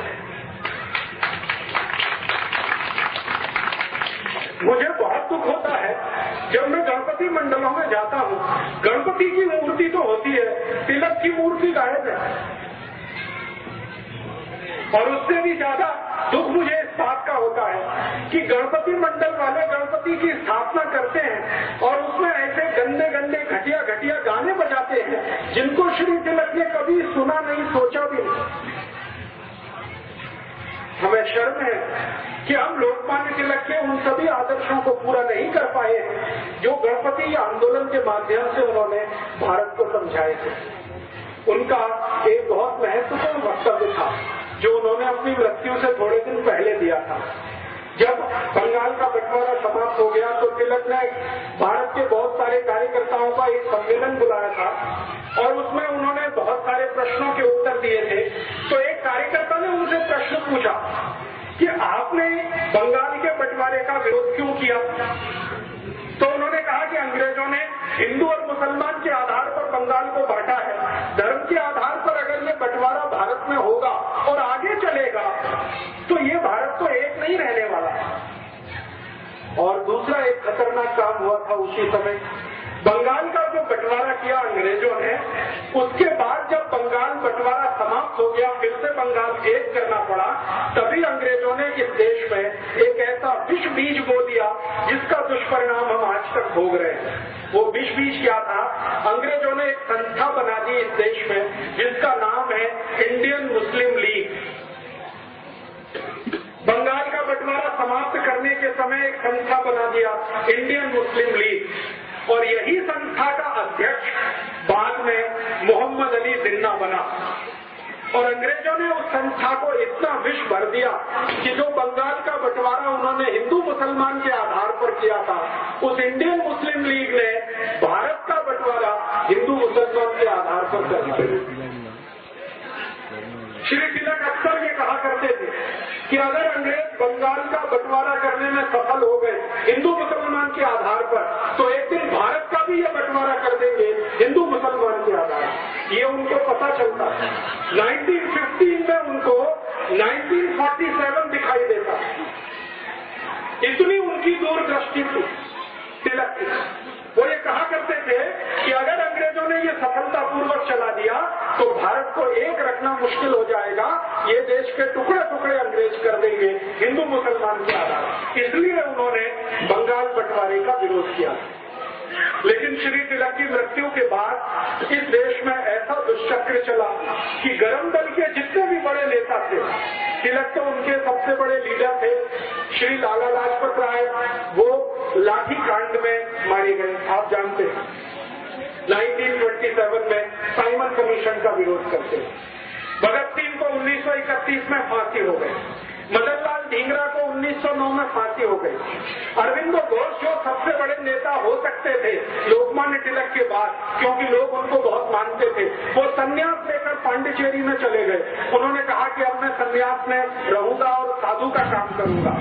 उसके बाद कोई बचा नहीं बड़ा नेता, तो धीरे धीरे सारे गरम दल के नेताओं को अंग्रेजों के पुलिस में 1931 में खत्म हो गए। फिर उसके बाद गांधी जी को एक बार किसी ने कहा कि देखिए लोकमान्य तिलक ने इतना बड़ा काम किया था इस देश में, अब आपको उनका काम आगे बढ़ाना चाहिए। तो गांधी जी ने कहा कि मैं लोकमान्य तिलक का स्वदेशी का काम तो आगे जरूर बढ़ाऊंगा और अंग्रेजी बहिष्कार का काम भी लगातार मैं करूंगा। श्री लोकमान्य तिलक ने कहा था कि सिर्फ अंग्रेजों की वस्तुओं का बहिष्कार नहीं करना है, बल्कि अंग्रेजी भाषा का भी बहिष्कार करना है। और उन्होंने अंग्रेजी भाषा के जो स्कूल भारत में चलते थे उनके पैरेलल, उनके मुकाबले मराठी भाषा के स्कूल शुरू किए। आपको मालूम है पुणे में एक एजुकेशन सोसाइटी बनी, डेक्कन एजुकेशन सोसाइटी, उसके संस्थापक अध्यक्ष लोकमान्य तिलक थे। और डेक्कन एजुकेशन सोसाइटी को ये काम दिया गया कि ज्यादा से ज्यादा स्थानों पर मराठी भाषी स्कूल होने चाहिए। कर्नाटक में उनका अभियान आया कि कन्नड़ भाषी स्कूल होने चाहिए। उत्तर भारत में अभियान था हिंदी भाषी स्कूल होने चाहिए। तो भाषा के स्तर पर स्वदेशी, भूषा के स्तर पर स्वदेशी, भोजन के स्तर पर स्वदेशी, वस्तुओं के स्तर पर स्वदेशी, ऐसी पूरी तिलक की कल्पना थी। हर स्तर पर स्वदेशी होना ही चाहिए। और तिलक इतने स्वदेशी के आग्रही थे कि कभी उन्होंने अपने वस्त्रों से समझौता नहीं किया। लंदन भी वो कई बार गए थे उपन्यास देने के लिए, लेकिन लंदन भी वो उसी पोशाक में जाते थे जिस पोशाक में आप उनको अंदर देखते। सिर पर वही पगड़ी, एक उनका झब्बा और धोती, लंदन भी उसी पोशाक में। आप जानते हैं कि लंदन में ठंडी बहुत होती है, दिसंबर, जनवरी, फरवरी -20 डिग्री सेंटीग्रेड टेम्परेचर होता है, फिर भी लोकमान्य तिलक धोती और अपना ये अंग वस्त्र में कुर्ता और ये सिर पे टोपी, इसके अलावा कुछ नहीं। बहुत अधिक हुआ तो कंबल लपेट ग्रेजुएट थे। तो लंदन में जो भारतवासी रहते थे उनमें से कई लोग उनको कहते थे कि आपको ठंडी नहीं लगती, तो उनका एक ही जवाब होता था कि मेरे शरीर में स्वराज्य की इतनी अग्नि जल रही है कि ठंडी कैसे लगेगी। और जब भी लोकमान्य तिलक को टोकने वाला कोई होता था लंदन में, तो उनमें से सबसे पहले व्यक्ति होते थे श्री विनायक दामोदर सावरकर। विनायक दामोदर सावरकर उस समय लंदन में ही थे और एक बहुत बड़ा इंडिया हाउस बनाया था। विनायक दामोदर सावरकर के एक सहयोगी थे श्री श्यामजी कृष्ण वर्मा। श्यामजी कृष्ण वर्मा, विनायक दामोदर सावरकर, इन लोगों ने लंदन में फंड इकट्ठा किया था और वो फंड से एक भवन बनाया था और उसका नाम था इंडिया हाउस। हिंदी में नाम था भारत भवन, लेकिन अंग्रेजों के यहाँ रजिस्ट्रेशन कराने के लिए नाम रखा था इंडिया हाउस। लोकमान्य तिलक जब भी लंदन गए तो वहाँ ठहरते थे इंडिया हाउस में। कारण क्या था कि भारत के जो भी क्रांतिकारी थे सभी के लिए वो घर के जैसा था। तो वहाँ पर बहुत सारे क्रांतिकारी रहते थे, अभ्यास करते थे और भारत में आकर क्या क्या काम करना है स्वराज्य के लिए उसकी योजनाएं बनाया करते थे। श्यामजी कृष्ण वर्मा लोकमान्य तिलक को कई बार कहते थे कि आपको लंदन में ठंड लग जाएगी, हमें आपकी बहुत जरूरत है। तो लोकमान्य तिलक वही उत्तर देते थे कि स्वराज्य की गर्मी इतनी है, ठंड कैसे लगेगी। तो ऐसे व्यक्ति हमारे देश की राजनीति में होते और जितने समय वो रहे इस देश में उन्होंने अद्भुत काम किए। 2 बड़े अखबार जीवन भर वो निकालते रहे अपनी मृत्यु तक। एक अखबार का नाम था केसरी, आप सभी जानते हैं, वो मराठी में निकलता। केसरी अखबार में ऐसे अग्रलेख वो लिखा करते थे श्री तिलक कि लोग पढ़े तो उनके अंदर खून जले, ऐसी भाषा उनकी होती थी। और भारत के पहले अखबारों में उसकी गिनती होती थी केसरी, जो उस समय 53,000 बिकता था। 53,000 उसका कॉपी बिकती थी और एक कॉपी को 10 से 12 लोग पढ़ते। माने हर दिन भारत के माध्यम से, गणपति उत्सव के माध्यम से सारे देश में एक अभिनव क्रांति जो उन्होंने शुरू की, उसी का परिणाम था कि गांधी जी जैसे व्यक्ति को ये मानना पड़ा कि मेरी गलती से मैंने गोपाल कृष्ण गोखले को अपना गुरु बनाया था, लेकिन अगर तिलक जीवित हो तो मैं कहना चाहता हूं कि अब मैं आपको अपना गुरु मानता हूं। ये 1930 में गांधी जी ने कहा। आप जानते हैं कि गांधी जी 1914-15 में भारत जब आए तो सबसे पहले वो गोपाल कृष्ण गोखले जी के घर गए थे मुंबई में। और गोपाल कृष्ण गोखले जी के बारे में सब लोग कहते थे कि ये अंग्रेजों का एजेंट है, यही शब्द उनके बारे में बोले जाते थे। वो हमेशा इस तरह के काम किया करते थे जिससे अंग्रेजों को सुविधा हो। भारत के क्रांतिकारियों को पकड़वाने में उन्होंने बहुत लोगों को नाम बताए थे, तो अंग्रेजों का एजेंट कहा जाता था। गांधी जी पहली बार उन्हीं के घर गए और गांधी जी ने कहा कि मैं तो आपको अपना राजनीतिक गुरु मानता हूं। 1930 में गांधी जी को अपनी गलती का एहसास हुआ और 1930 में जब उन्होंने नमक सत्याग्रह किया तो श्री लोकमान्य तिलक के ही कार्यकर्ता गांधी जी के साथ थे। नमक सत्याग्रह जो गणेशोत्सव में से निकले 100 कोटि 20 लाख कार्यकर्ता गांधी जी के साथ थे, क्योंकि लोकमान्य तिलक ने मृत्यु से पहले अपने सभी कार्यकर्ताओं को कहा था कि मुझे भारत में ज्यादा किसी से उम्मीद नहीं है कि कोई कुछ करेगा देश के लिए, लेकिन ये मोहनदास आदमी जो है ये जरूर कुछ कर सकता है देश के लिए, कभी जरूरत पड़े तो इसको मदद करना। बाकी किसी नेता के बारे में उनको भरोसा नहीं था। गांधी जी को 1930 में रियलाइजेशन हुआ, उन्होंने एक खत लिखा है। वो खत लोकमान्य तिलक जी का जो घर है वहाँ पर आजकल एक म्यूजियम है, एक स्मारक है, वहाँ रखा हुआ। और वो खत में गांधी जी यही लिख रहे हैं कि मेरी गलती हुई जो मैंने गोपाल कृष्ण गोखले को अपना गुरु बनाया। श्री तिलक कहीं भी हो, आज से मैं उनको अपना गुरु मानता हूँ। और ये रियलाइजेशन गांधी जी को कब हुआ? गांधी जी जब नमक सत्याग्रह के लिए अहमदाबाद से निकले पद यात्रा करते हुए, तो उनके कांग्रेस के जो सबसे भरोसेमंद कार्यकर्ता थे उन्होंने गांधी जी का साथ छोड़ दिया। गांधी जी को जिस पर सबसे ज्यादा भरोसा था पंडित जवाहरलाल नेहरू, उन्होंने गांधी जी का साथ छोड़ दिया। पंडित मोतीलाल नेहरू, उन्होंने गांधी जी का साथ छोड़ दिया। गोपाल कृष्ण गोखले तो तब जीवित नहीं थे, लेकिन उनके परिवार के लोगों ने गांधी जी से किनारा कर लिया और गांधी जी ने जब नमक सत्याग्रह के लिए अहमदाबाद आश्रम छोड़ा तो मात्र 72 कार्यकर्ता उनके साथ थे, ओनली 72। लेकिन वही गांधी जी जब नमक कानून तोड़ने के लिए सूरत के पास पहुंचे तो 1,20,20,00,000 कार्यकर्ता उनके पीछे थे। ये वही लोग थे जो लोकमान्य तिलक ने तैयार किए। और जब इनका समूह देखा गांधी जी ने, तब गांधी जी को रियलाइजेशन हुआ कि गोपाल कृष्ण गोखले में तो कोई दम नहीं है, जो दम है तो वो तिलक में है। तिलक जी की मृत्यु के 10 साल बाद भी वो संगठन इतना ताकतवर है कि उसमें 1,20,20,00,000 कार्यकर्ता हैं। तभी गांधी जी ने ये पत्र लिखा और अपनी गलती को सुधारा। और बाद में यही कार्यकर्ता जो गणेशोत्सव में से निकले, दुर्गा उत्सव में से निकले, स्वदेशी आंदोलन में से निकले, इन्हीं कार्यकर्ताओं की ताकत से गांधी जी ने 1942 में भारत छोड़ो का नारा दिया। उनको भरोसा इन्हीं पर था और ये कार्यकर्ताओं ने अंतिम दिन तक गांधी जी का साथ निभाया। भारत छोड़ो आंदोलन का जैसे ही कॉल हुआ, गांधी जी गिरफ्तार हो गए, सारे बड़े नेता गिरफ्तार हुए, तो ये 1,20,00,000 जो कार्यकर्ता थे पूरे देश में, इन्होंने ही पूरा भारत छोड़ो आंदोलन चलाया। और यही आंदोलन की ताकत थी कि 1945 तक आते आते ब्रिटिश गवर्नमेंट को स्वीकार करना पड़ा कि अब भारत से जाना ही पड़ेगा, अब यहाँ रह नहीं सकते। और ये कार्यकर्ता कैसे कैसे काम करते थे। ये जो स्वदेशी के अभियान के कार्यकर्ता थे, ये ब्रिटिश आर्मी में ज्वाइन हो गए, कार्यकर्ता आर्मी में चले गए, वो ब्रिटिश नेवी में ज्वाइन हो गए और ब्रिटिश नेवी और आर्मी में ज्वाइन होकर अंदर से रिवोल्ट करा दिया। आप जानते हैं 1944-45 में बंबई में ब्रिटिश नेवी में रिवोल्ट हो गया था, बगावत हो गई और उस रिवोल्ट का दुष्परिणाम था कि ब्रिटिश पार्लियामेंट ने तय किया कि अभी भारत में रहना मुश्किल, तो सेना में बगावत करा दी। ऐसे स्वदेशी के पक्के और चक्कर कार्यकर्ता श्री तिलक ने तैयार किए और वही सब लोगों की ताकत से 15 अगस्त 43 को भारत आजाद तो हुआ, लेकिन आप जानते हैं खंडित भारत आजाद हुआ। मुस्लिम लीग जो बना दिया अंग्रेजों ने, वही मुस्लिम लीग भारत में ऐसा विश्व वृक्ष बन गया कि उन्होंने पाकिस्तान अलग करा ही लिया। मुस्लिम लीग ने जो पाकिस्तान अलग कराया भारत देश से, इसमें अंग्रेजों ने पूरी भूमिका निभाई और अंग्रेजों का ये था कि मुस्लिम लीग को भारत में इतना बढ़ावा दो कि ये कांग्रेस के हिंदू नेताओं से थोड़ी बड़ी संस्था हो जाए।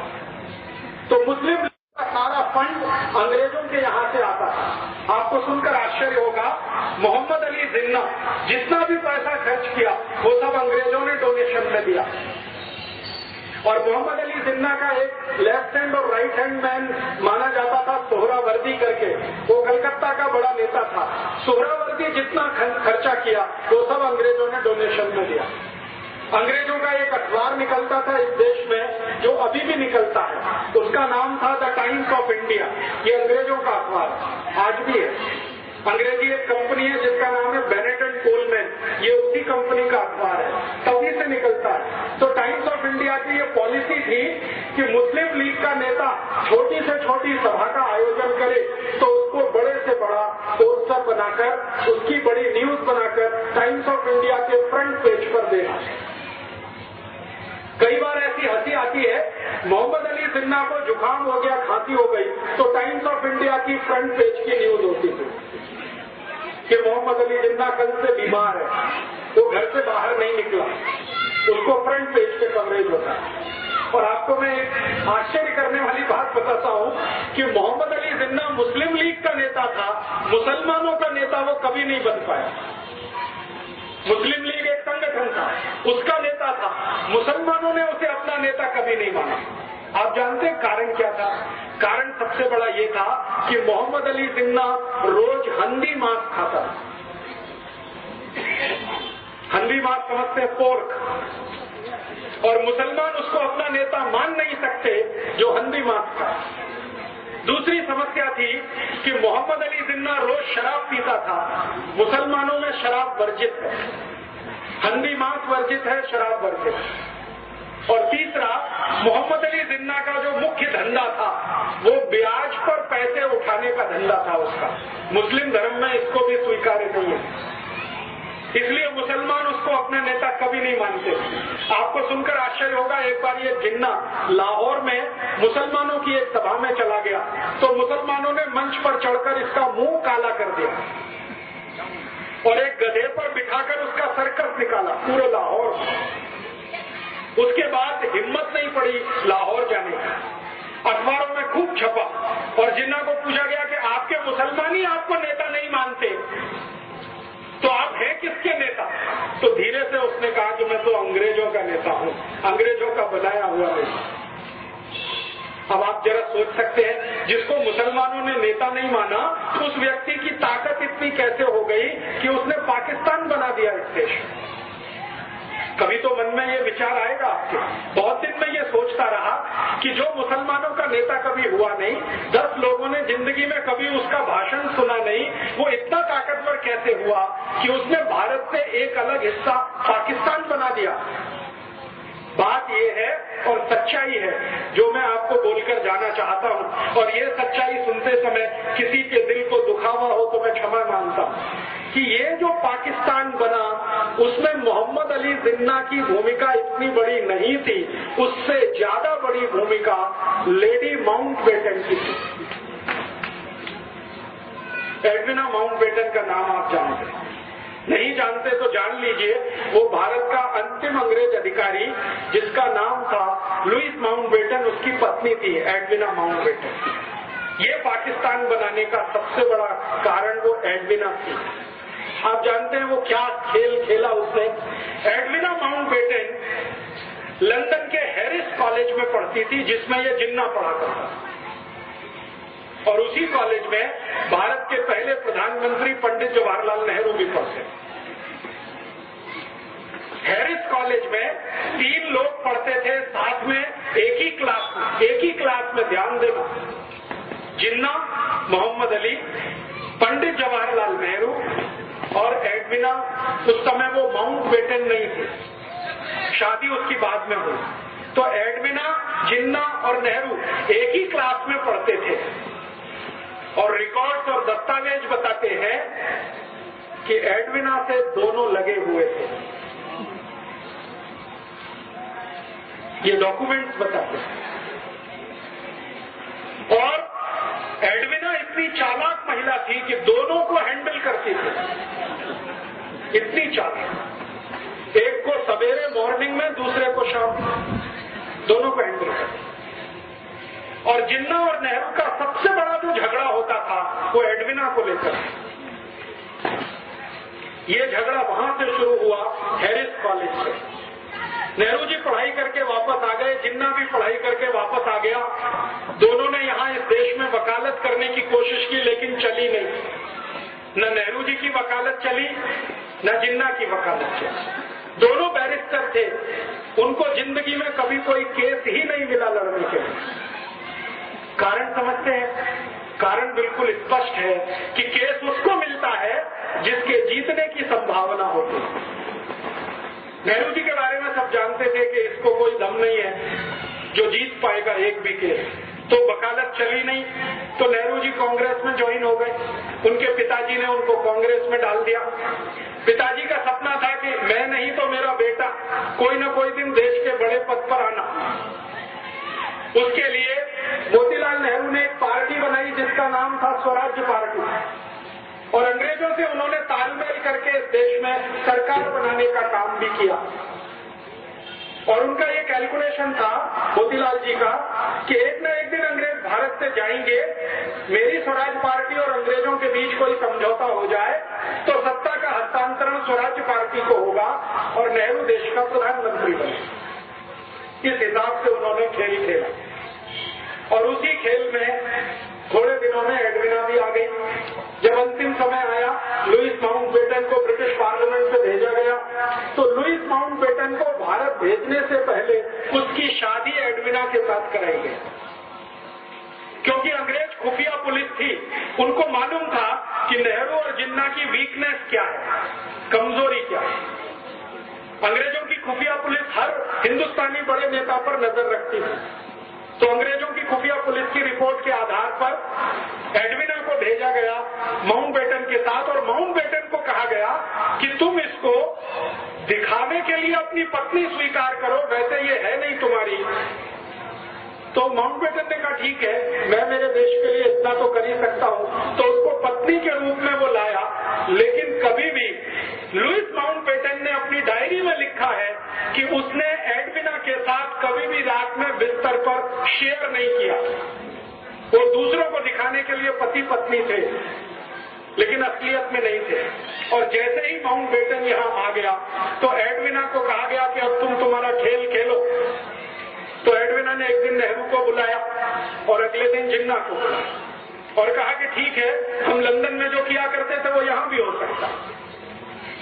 तो नियमित रूप से नेहरू और जिन्ना ने एडविना के यहाँ जाना शुरू किया, दारू पीना उसके साथ बैठकर, शराब पीना उसके साथ बैठकर। मेरे पास कुछ फोटोग्राफ्स हैं, कभी मैं आपको दिखाऊंगा तो आप दंग रह जाएंगे। नेहरू जी एडविना के साथ बैठकर शराब पी रहे हैं, एडविना के साथ बैठकर सिगरेट पी रहे हैं, एडविना को किस कर रहे हैं, चुंबन ले रहे हैं, उसके साथ डांस कर रहे हैं। ऐसे मेरे पास 7 फोटोग्राफ्स, 7। तो ये चलना शुरू हुआ खेल। आप जानते हैं कि चरित्र सबसे कमजोर कड़ी होता है किसी भी पुरुष के लिए। अगर चरित्र से कोई गिरना शुरू हो जाए तो उसकी अंतिम सीमा नहीं होती है। वो कहां तक जाएगा कोई नहीं जानता। हमारे भारत में एक पुरानी कहावत कही जाती है और वो पुरानी कहावत है, if wealth is lost nothing is lost.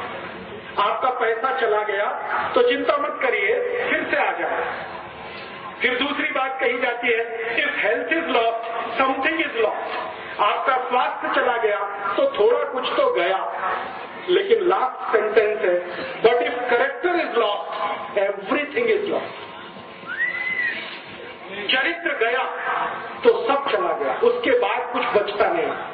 तो नेहरू जी के साथ यही समस्या थी और जिन्ना के साथ भी यही समस्या थी। जिन्ना और नेहरू चरित्र के इतने हल्के आदमी थे कि जानते हुए भी कि वो दोनों एक ही औरत से फंसे हुए हैं, वो आगे बढ़ते गए। एडविना ने दोनों को इस्तेमाल करना शुरू किया। 3 जुलाई 1945 को नेहरू जी एडविना से मिलने गए। रात को उसने फोटोग्राफ लिए, नेहरू जी के बेड में फोटोग्राफ लिए और वो फोटोग्राफ नेहरू जी के लिए बहुत गंभीर तकलीफ का कारण बन गया। एडविना ने एक दिन वो फोटो दिखाए नेहरू जी को कि देखिए आपके फोटोग्राफ मेरे पास है। और वो फोटोग्राफ क्या है जो मैंने आपको बताया। अगर ये रिलीज कर दिए जाए पूरे भारत में तो आपकी क्या हैसियत होगी और आपको जो सबसे आगे बढ़ाने वाला व्यक्ति है महात्मा गांधी, उनकी क्या हालत होगी। तो नेहरू जी ने एडविना को पूछा कि आखिर तुम चाहती क्या हो। तो उसने कहा कि एक पेपर है, उस पर आप साइन कर दीजिए। तो नेहरू जी ने कहा वो पेपर क्या है। तो उन्होंने कहा पेपर है कि भारत का बंटवारा करना है, हिंदू और मुसलमान के आधार पर करना है, आप इसको साइन कर दीजिए। तो नेहरू जी ने कहा कि मेरी कांग्रेस वर्किंग कमेटी से पूछ लेता हूं। तो एडविना ने कहा इतना वक्त नहीं है मेरे पास, आप साइन करते हैं या कल ये फोटोग्राफ टाइम्स ऑफ इंडिया में छपते हैं। नेहरू जी सरेंडर हो गए।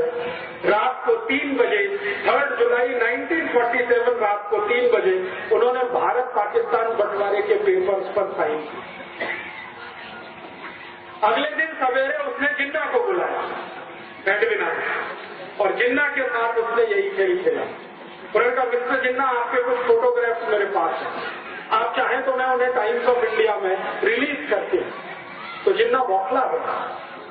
जिन्ना को मालूम नहीं था कि वो बहुत शातिर महिला है। हमारे भारत में इतिहास में आपने सुना है विष कन्याएं होती थी, विष कन्याएं। एडविना वही थी, विष कन्या। तो जिन्ना परेशान, अपने फोटो देख के परेशान, क्योंकि जिन्ना का फोटो तो नेहरू जी से भी ज्यादा आपत्तिजनक अवस्था में था।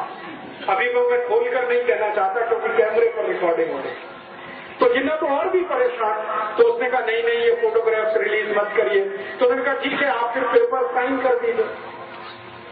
तो जिन्ना ने कहा कि मैं तो मुसलमानों का नेता ही नहीं हूं। तो उन्होंने कहा हम बनाएंगे ना, आपको चिंता मत करिए, हम बनाएंगे आपको मुसलमानों का, आप पेपर साइन करिए। तो 4 जुलाई को शाम को करीब 2:30-3 बजे जिन्ना से हस्ताक्षर लिए, 3 जुलाई को सवेरे 3 बजे नेहरू जी से हस्ताक्षर लिए, और वो अगले दिन अखबार में आ गया कि भारत और पाकिस्तान 2 अलग देश बनेंगे, पाकिस्तान मुसलमानों को मिलेगा, भारत हिंदुओं को मिलेगा, और इस तरह से देश का बंटवारा हो गया। इस बंटवारे में अगर आप देखना चाहें कि विलेन कौन है तो आपको बिल्कुल साफ दिखाई देगा। अगर मुझसे कोई पूछे तो पहला विलेन इस बंटवारे में पंडित जवाहरलाल नेहरू, दूसरा विलेन मोहम्मद अली जिन्ना। और मैं पंडित नेहरू को पहला विलेन क्यों मानता हूं, मैं आपको एक दूसरी घटना बताता हूं जो इतिहास में अभी दर्ज नहीं है, लेकिन डॉक्यूमेंट्स में वो घटना घटित है, डॉक्यूमेंट्स में उसका जिक्र है। वो घटना क्या है? घटना ये है कि भारत पाकिस्तान बंटवारा हो गया जिन्ना के हस्ताक्षर और नेहरू के हस्ताक्षर से। थोड़े दिन के बाद गांधी जी को ये पता चला। गांधी जी को पता चला तो गांधी जी ने अपना सिर पीटा। आप में से कोई शायद ये बात नहीं जानता है, गांधी जी को एक आदत थी, और वो आदत ये थी कि वो अपने पर जब गुस्सा करते थे तो अपना सिर पीटते थे, ऐसे करके बहुत तेज मारते, घूंसों से मारते थे, अपने को मारते थे। जिस दिन गांधी जी को पता चला कि नेहरू ने बंटवारे के पेपर्स पर हस्ताक्षर किए, उस दिन उन्होंने अपने को पीटा और उन्होंने कहा कि अब मैं जिंदा नहीं रहना चाहता, क्योंकि मैंने जिसको आगे बढ़ाया वो इतना कमजोर निकलेगा ये मुझे नहीं मालूम। परिणाम क्या हुआ?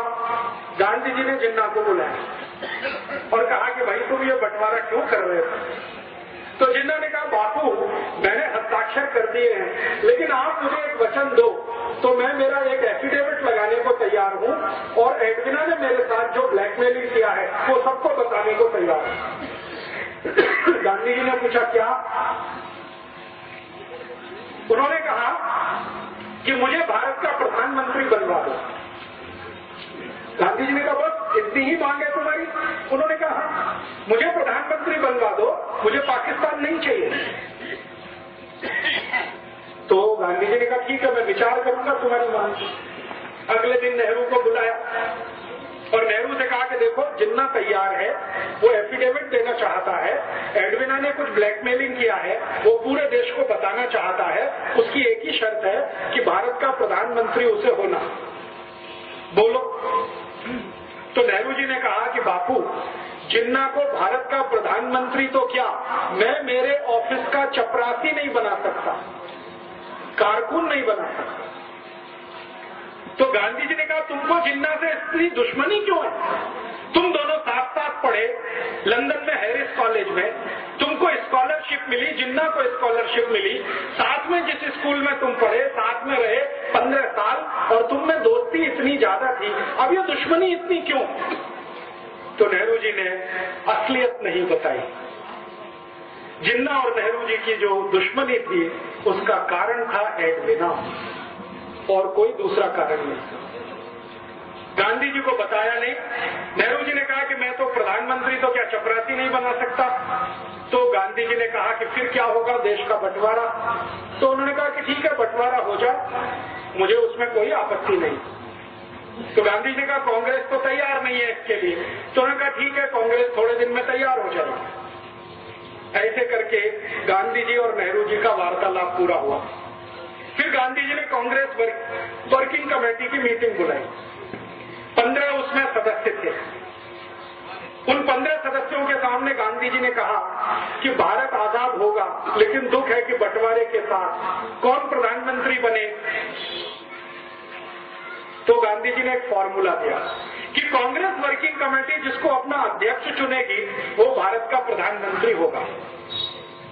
तो वोट डालने का काम किया गया। कांग्रेस वर्किंग कमेटी में वोट डाला, 15 लोगों ने वोट डाला, तो 13 लोगों का वोट सरदार वल्लभ भाई पटेल के पक्ष में गया। 13 लोग। एक वोट पंडित जवाहरलाल नेहरू के पक्ष में गया, और एक व्यक्ति कांग्रेस वर्किंग कमेटी में एब्सेंट हो गया, वो वोट डालने नहीं आए।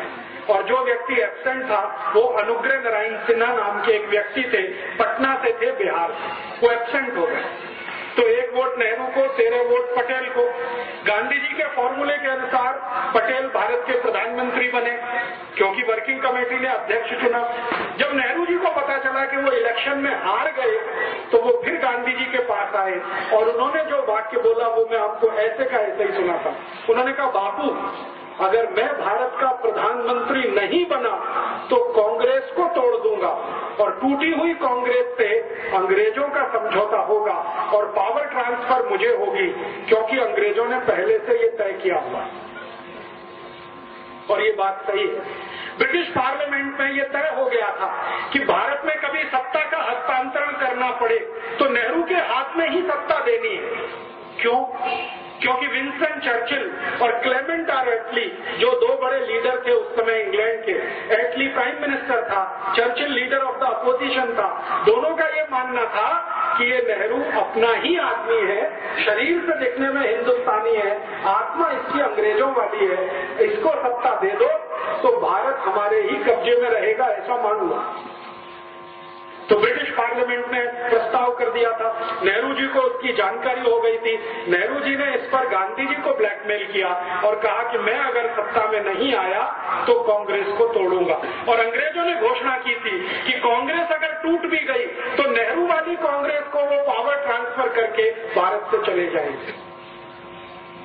तब गांधी जी ने सरदार पटेल को बुलाया और कहा कि अब क्या करना है। तो सरदार पटेल ने कहा कि देश का एक बंटवारा और हो, ये मुझे मंजूर नहीं है, मैं मेरा नाम वापस लेता हूँ, आप नेहरू को प्रधानमंत्री पद की शपथ करवाइए। तो गांधी जी ने कहा कि मैं प्रधानमंत्री पद की शपथ उसको नहीं करा सकता क्योंकि मेरा दिल अब उससे हट गया है। ये जरूर है कि तुम मंत्रिमंडल में आ जाओ, डिप्टी प्राइम मिनिस्टर की पोस्ट पे रहो ताकि नेहरू के ऊपर कंट्रोल रहे, और मैं तो जाऊंगा नहीं ऐसे किसी समारोह में जहां नेहरू को प्रधानमंत्री पद की शपथ दिलाई जाएगी। और आप जानते हैं कि 15 अगस्त 47 को जब शपथ ग्रहण समारोह हुआ, गांधी जी उसमें नहीं गए। गांधी जी नहीं गए। गांधी जी उस समय बंगाल के एक गांव में थे, नोआखाली में। ये गांव अभी बांग्लादेश में चला गया।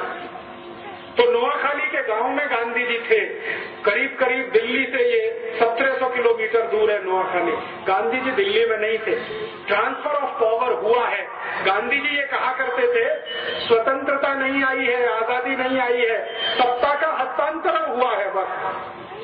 और जो गांधी जी बोलकर नहीं गए और वो उनके कहने में समझ में आता है, वो मैं कह देता हूँ। गांधी जी ये मानते थे कि गोरे अंग्रेजों की सत्ता किसी काले अंग्रेज के हाथ में आई है, इसलिए वो सत्ता के समारोह में शामिल नहीं हुए। और आप फिर जानते हैं, इतिहास आपके सामने है, जिन्ना अलग पाकिस्तान का बन गया, ये बन गया। एक घटना बीच में और हुई थी, वो भी मैं समझा दूं आपको तो समझ में आएगा नेहरू जी का चरित्र। गांधी जी को एक डॉक्टर मिलने आया एक बार, और ये घटना आजादी मिलने से थोड़े दिन पहले की है। गांधी जी कलकत्ता के पास नोआखाली में से एक डॉक्टर आया।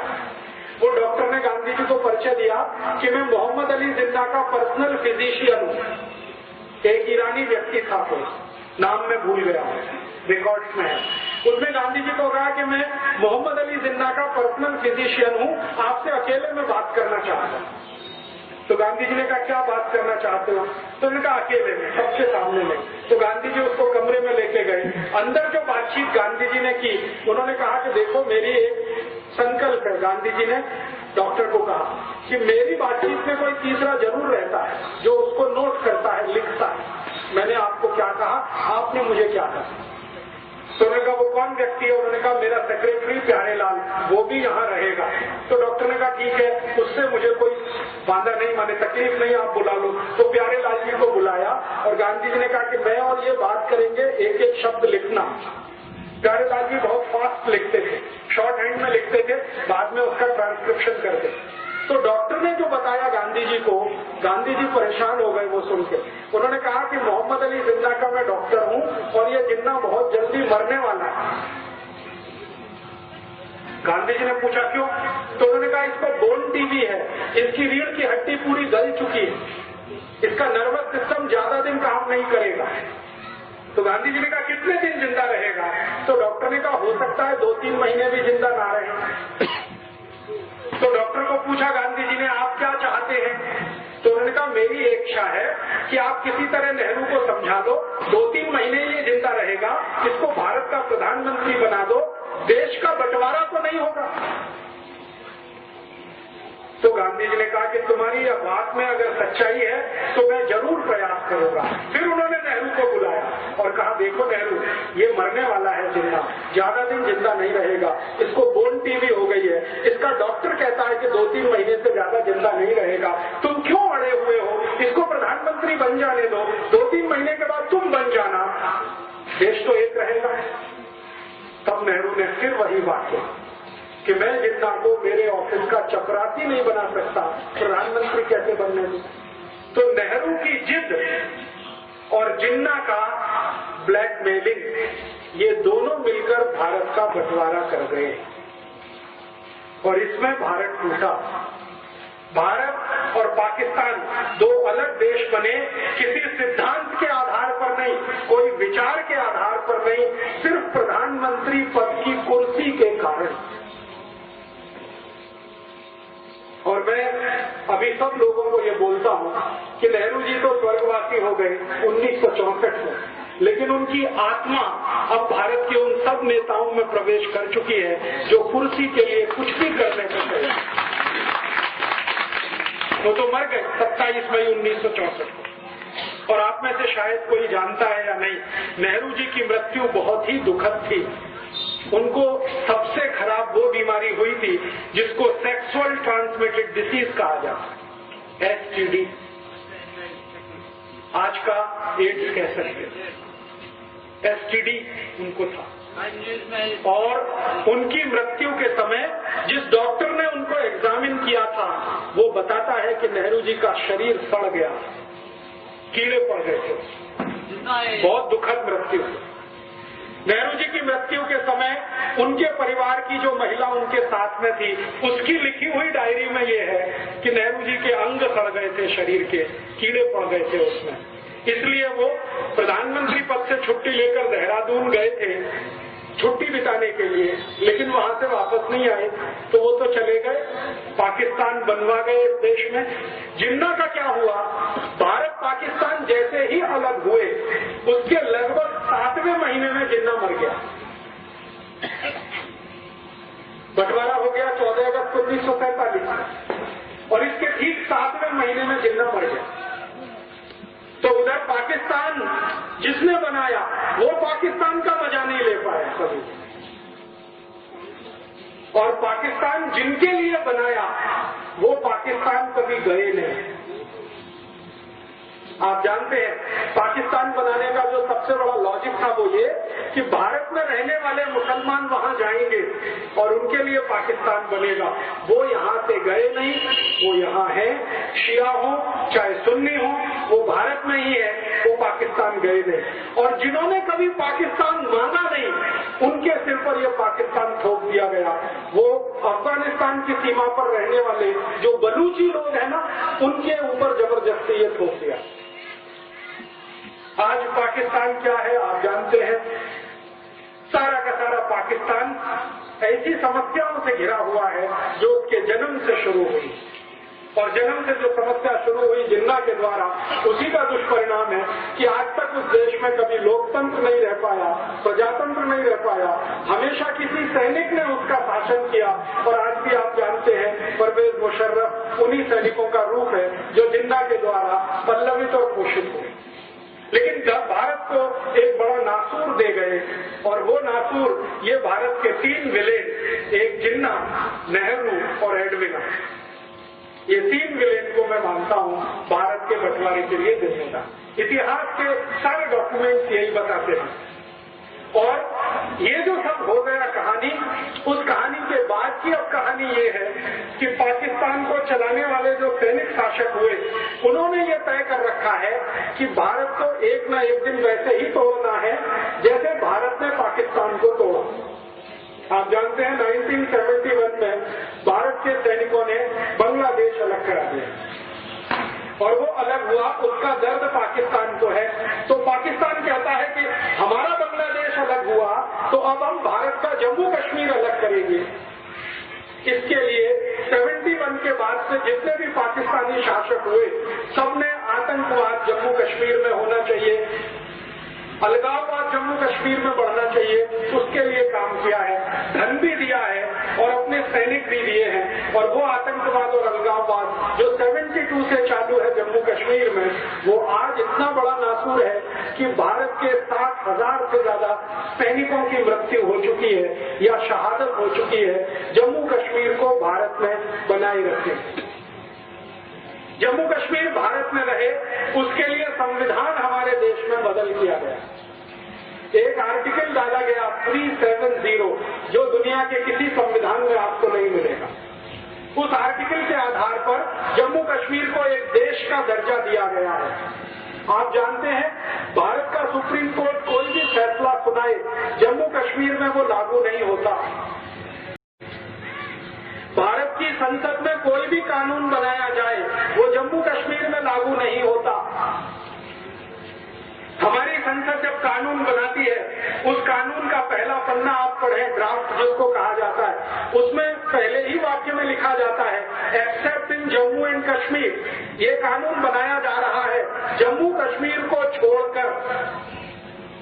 हमारी संसद ने आजादी के बाद ऐसे हजारों कानून बनाए हैं जो आपके ऊपर लागू है, मेरे ऊपर लागू है, लेकिन जम्मू कश्मीर पर लागू नहीं है वो कानून।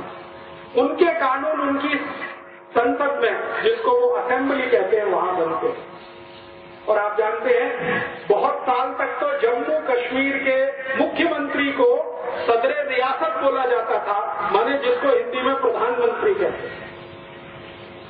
उनका झंडा अलग है, भारत का झंडा अलग है।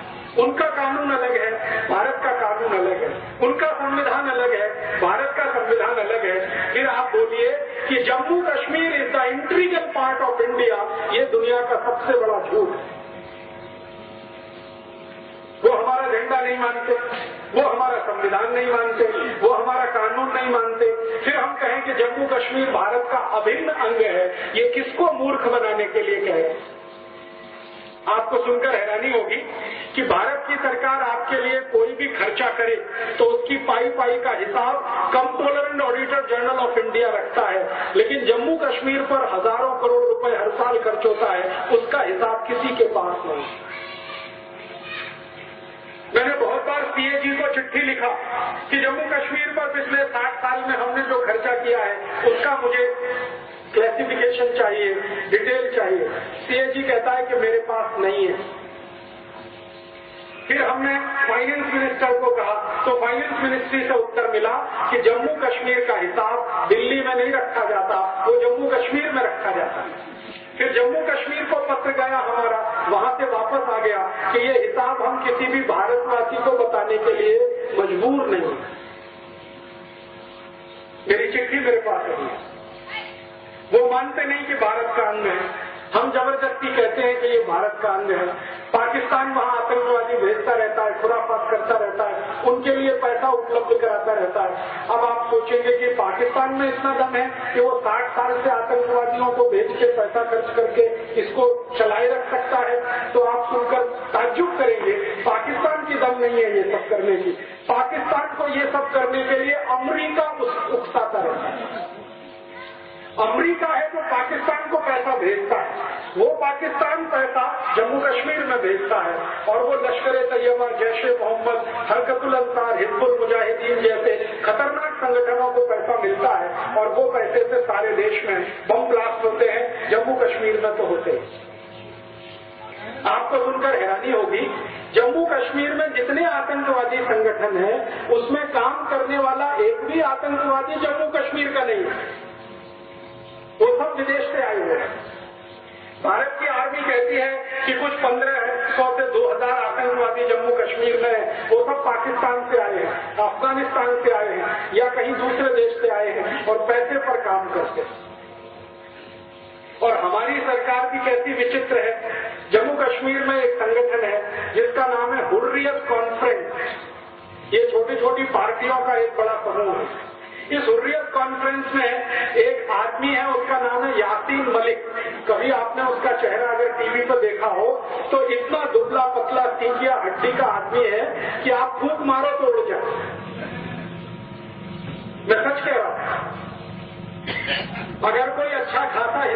उसको एक झापड़ मार दे तो जमीन पर 3 पलटियां खाए, इतना कमजोर आदमी है।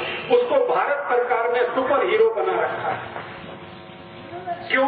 भारत सरकार जब भी बातचीत करती है तो यासीन मलिक से बातचीत करती है, और इस चक्कर में अखबारों में नाम आता है, टीवी पे नाम आता है, वो चर्चा में चढ़ता ही चला जाता है। वो चर्चा अमेरिका तक जाती है तो अमेरिका से सीधे पैसा उसको आना शुरू हो जाता है। आप पूछेंगे जी अमेरिका को क्या इंटरेस्ट है?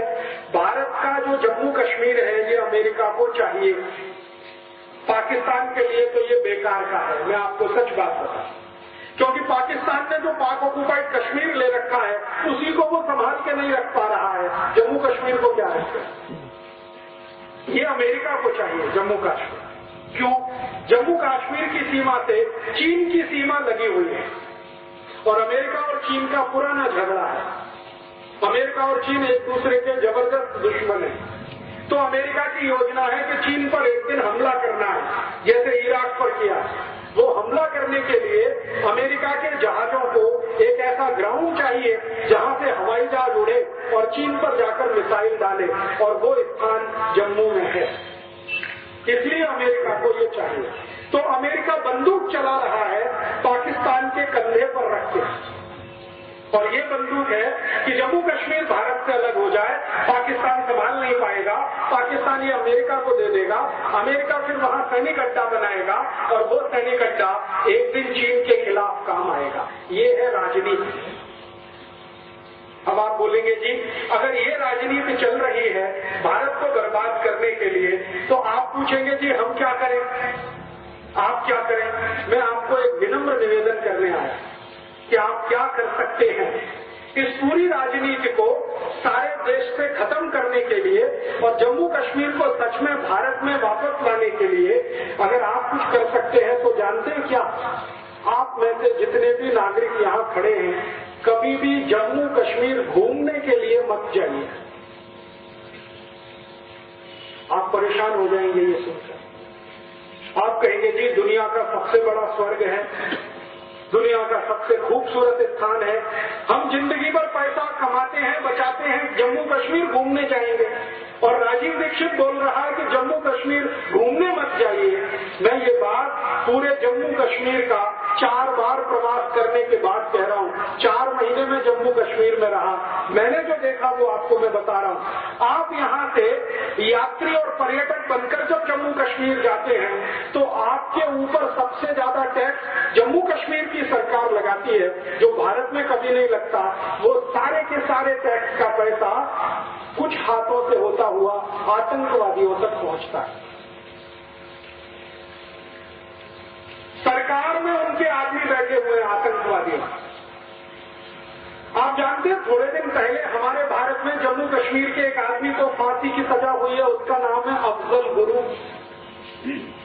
ये कश्मीर का है और इसने भारत की संसद पर हमला करने का पूरा प्लान बनाया था। सुप्रीम कोर्ट ने उसको फांसी की सजा दे दी है, लेकिन उसको फांसी अभी तक नहीं हो रही है। कारण समझते हैं? उस अफजल गुरु को बचाने वाले सरकार में बहुत बड़े बड़े लोग बैठे हैं। और थोड़े दिन पहले तक हमारे भारत में एक ऐसा माहौल बनाया गया कि अफजल गुरु की जो फाइल है वो डॉक्टर एपीजे अब्दुल कलाम ने रोक रखी है। डॉक्टर अब्दुल कलाम ने रिटायर होने के बाद जो पहला स्टेटमेंट दिया वो ये कि मेरे पास आज तक अफजल गुरु की फाइल आई ही नहीं, रोकने का तो प्रश्न ही नहीं। तो कहाँ है वो फाइल? वो फाइल भारत सरकार के गृह मंत्रालय में है, जिसका मंत्री है शिवराज पाटिल, उसके पास वो फाइल है। राष्ट्रपति तक भेजी नहीं गई, क्योंकि भेज दी जाती साइन हो जाता, फांसी हो जाती। तो अफजल गुरु को बचाने वाले लोग भारत के गृह मंत्रालय में गृह मंत्री की हैसियत में है। आप किस आतंकवाद को कुचलना चाहते हैं इस देश में, जरा सोचिए।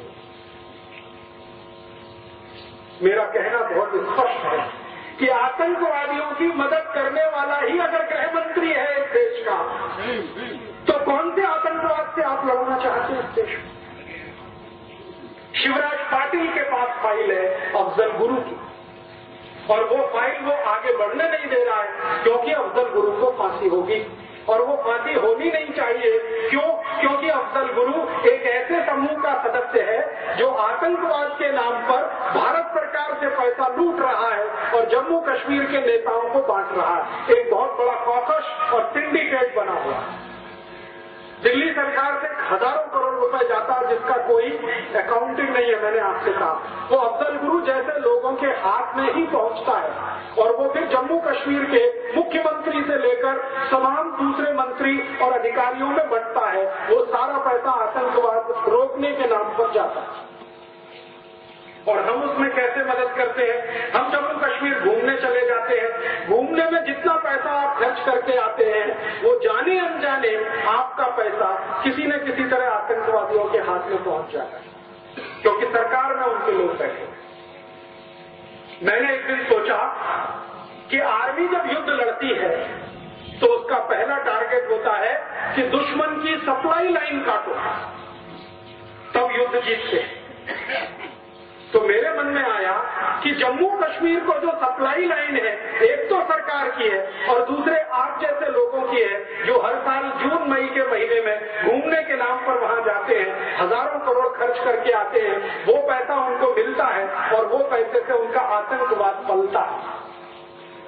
मेरा ऐसा मानना है कि भारतीय नागरिक जम्मू कश्मीर का प्रवास करना अगर बंद कर दें, 1-2 साल के लिए ही बंद कर दें, तो समाज में जो पैसा वहां पहुंच रहा है वो बंद हो जाएगा।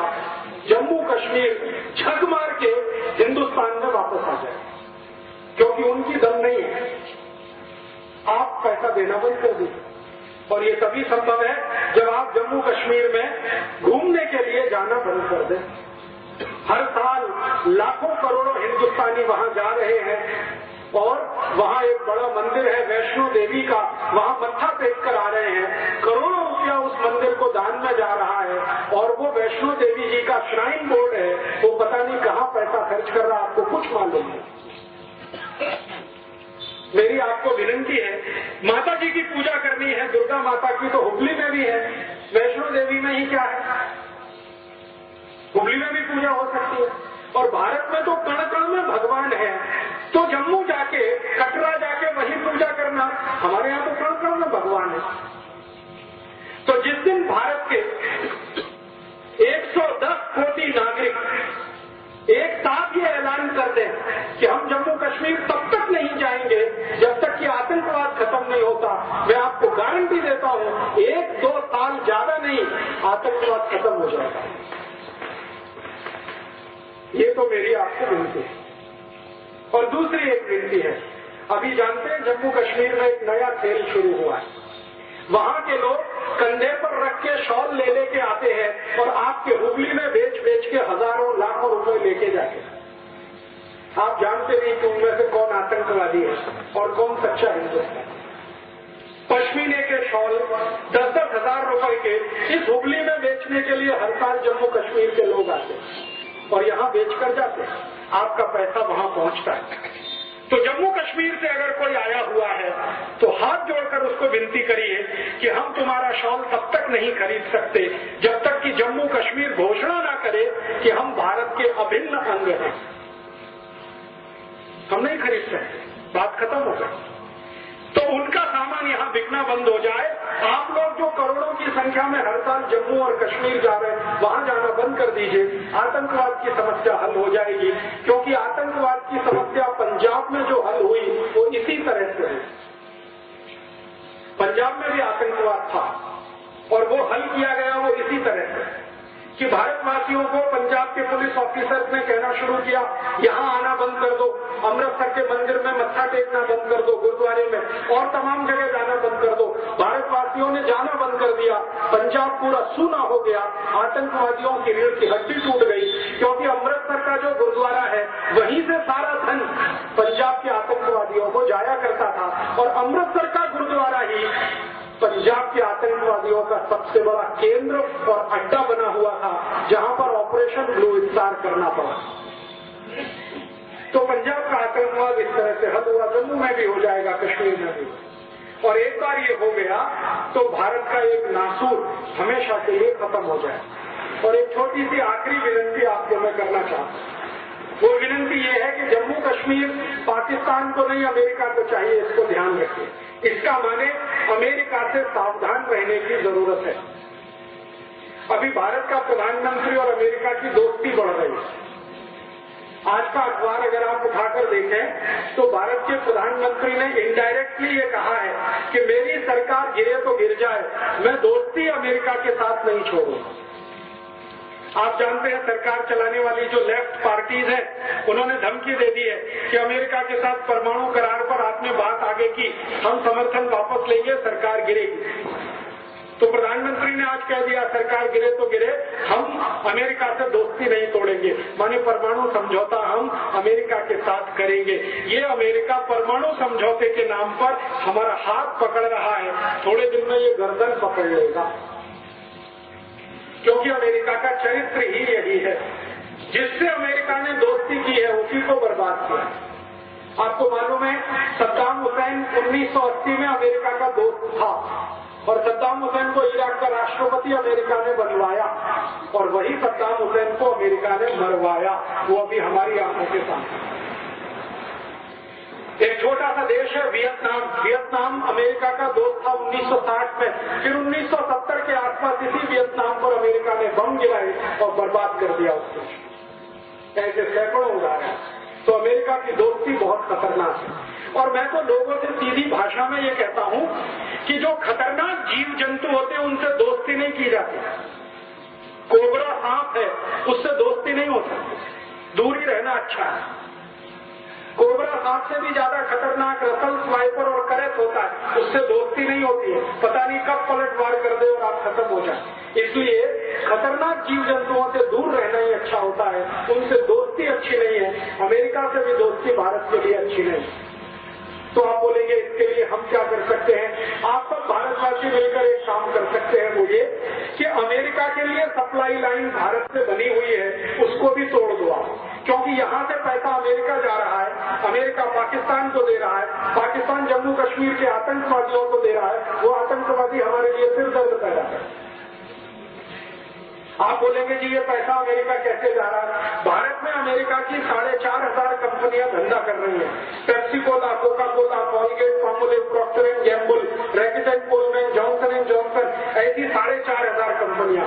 इनका माल हम खरीदी कर रहे हैं। हम इन कंपनियों को हर साल 2 लाख कोटी रुपए दे रहे हैं, वो अमेरिका जा रहा है। अमेरिका वो पैसा पाकिस्तान को, पाकिस्तान वो पैसा आतंकवादियों को, और आतंकवादी उस पैसे से हमारा सिर दर्द। तो ये पैसा अमेरिका जाना बंद कर दीजिए। क्या करना है इसके लिए? इसके लिए वही करना है जो लोकमान्य तिलक का सूत्र था। 1905 में लोकमान्य तिलक ने कहा कि स्वराज्य चाहिए तो अंग्रेजी माल बहिष्कार करो। मैं 2007 में आपको कहने आया कि स्वराज्य को सुरक्षित रखना है तो अमरीकी माल का बहिष्कार करो।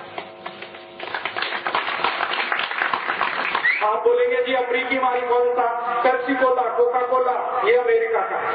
कॉलगेट, क्लोजअप, पेप्सोडेंट, सिबाका, फॉरहेंस, ये अमेरिका का है। बहुत सारे परदेशी अमेरिका के साबुन हमारे घर में हैं, शैम्पू हमारे घर में है, उनका बनाया हुआ shirt pant, Nike, Adidas, Puma, butterfly, Lotto, coat, ये सब अमेरिका का है। रेबेन का चश्मा अमेरिका का है। बहुत सारे सामान हमारे घर में है, ये सब खरीदना बंद कर दो आप। और सच में गणपति उत्सव के लिए आप अपने को अधिकारी समझते हो तो श्री लोकमान्य तिलक की तरह से अंग्रेजी और अमेरिकी सामानों की होली जला दो, आग लगा दो, तो लोकमान्य तिलक का आशीर्वाद आपको भी मिल जाए और आगे से वो खरीदना बंद कर दो। आप बोलोगे माहिती कैसे मिलेगी? क्या वस्तु अमेरिका की है, क्या भारत की है? हमारे आजादी बचाओ आंदोलन की तरफ से पत्रक बनाया गया है, कन्नड़ में है, मराठी में भी है, हिंदी में भी है। वो पत्रक आप ले लो, उसमें पूरी माहिती है क्या क्या वस्तु अमेरिका और विदेश से आती है। वो खरीदेंगे नहीं सब, पेप्सी कोला, कोका कोला पिएंगे नहीं, क्योंकि ये पानी जो आप पीते हो इसका 10,000 कोटी अमेरिका जाता है। अमेरिका पाकिस्तान को देता, पाकिस्तान आतंकवादियों को, वो आपके देश पे बम गिराते। तो पेप्सी को बंद कर दो पीना। फिर आप बोलोगे क्या पिए? यलनीर पियो,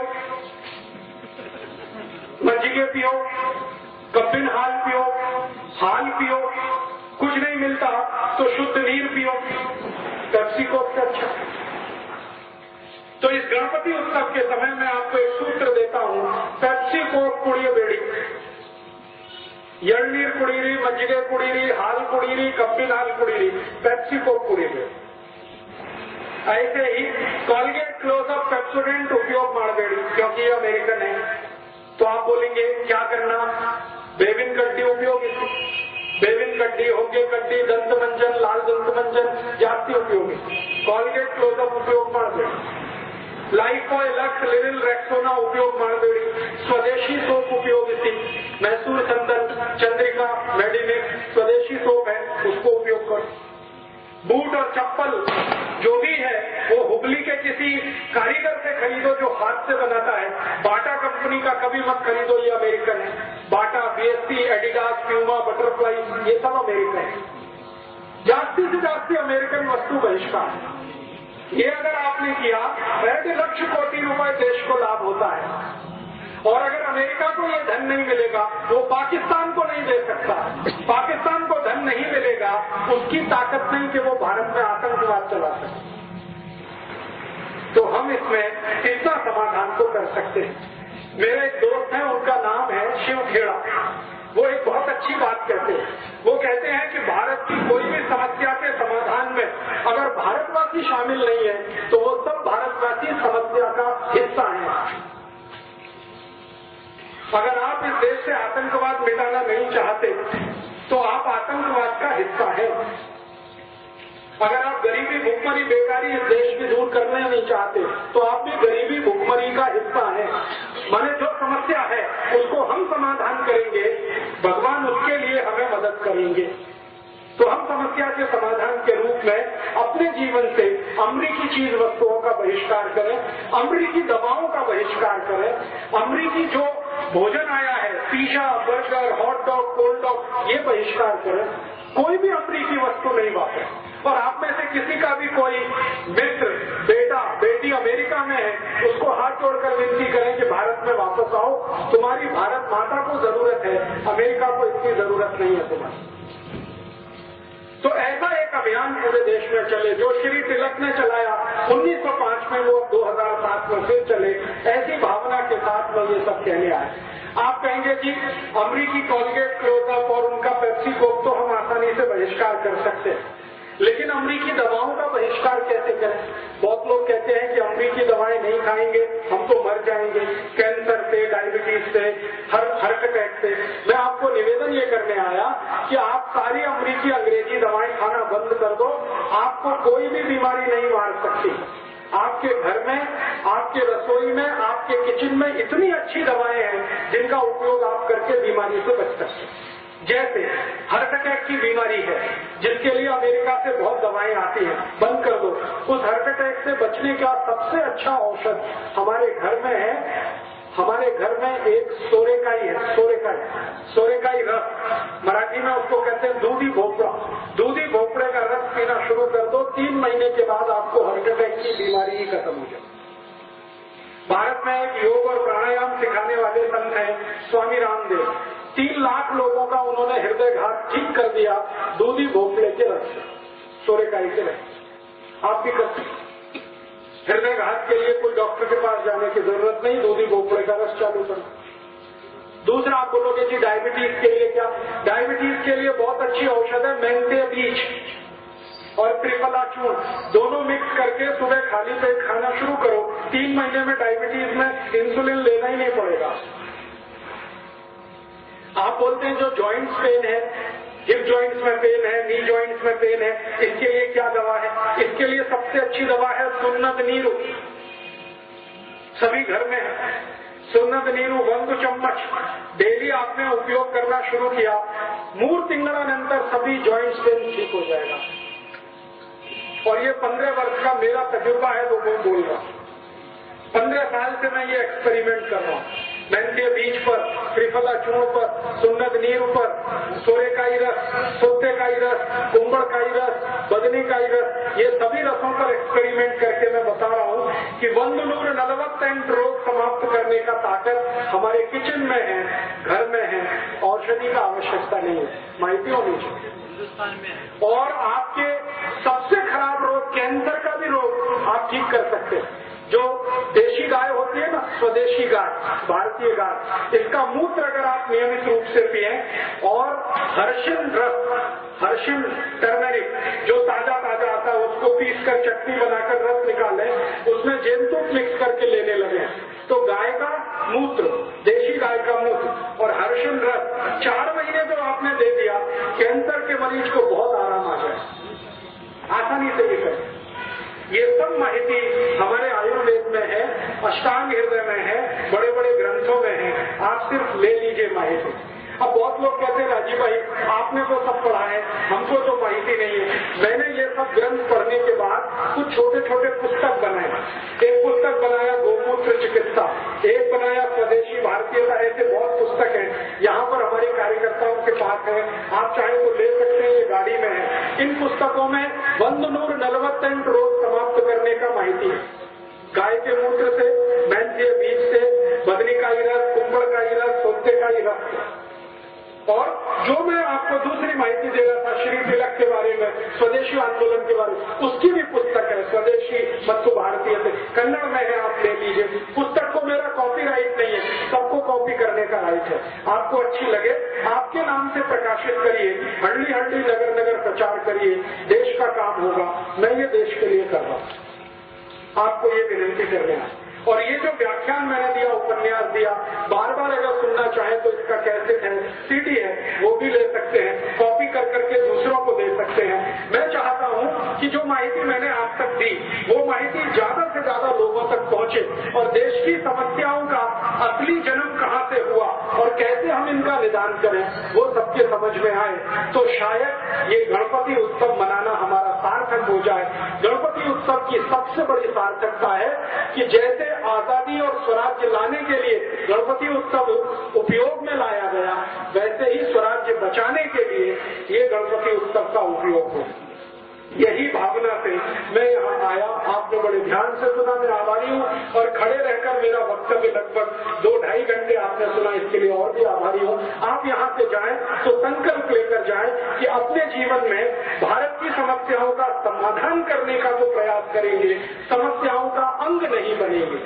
कम से कम पेप्सी, कोका कोला जैसी अमेरिकन वस्तुओं का बहिष्कार करेंगे, कॉलगेट क्लोजअप का बहिष्कार करेंगे और अमरीकी वस्तुएं जो हमारे पैम्पलेट में है, आप ये पैम्पलेट ले जाइए, इनको ध्यान में रखकर ही अपने घर की वस्तुएं लाएंगे तो श्री तिलक की आत्मा को सच्ची श्रद्धांजलि हम दे सकेंगे।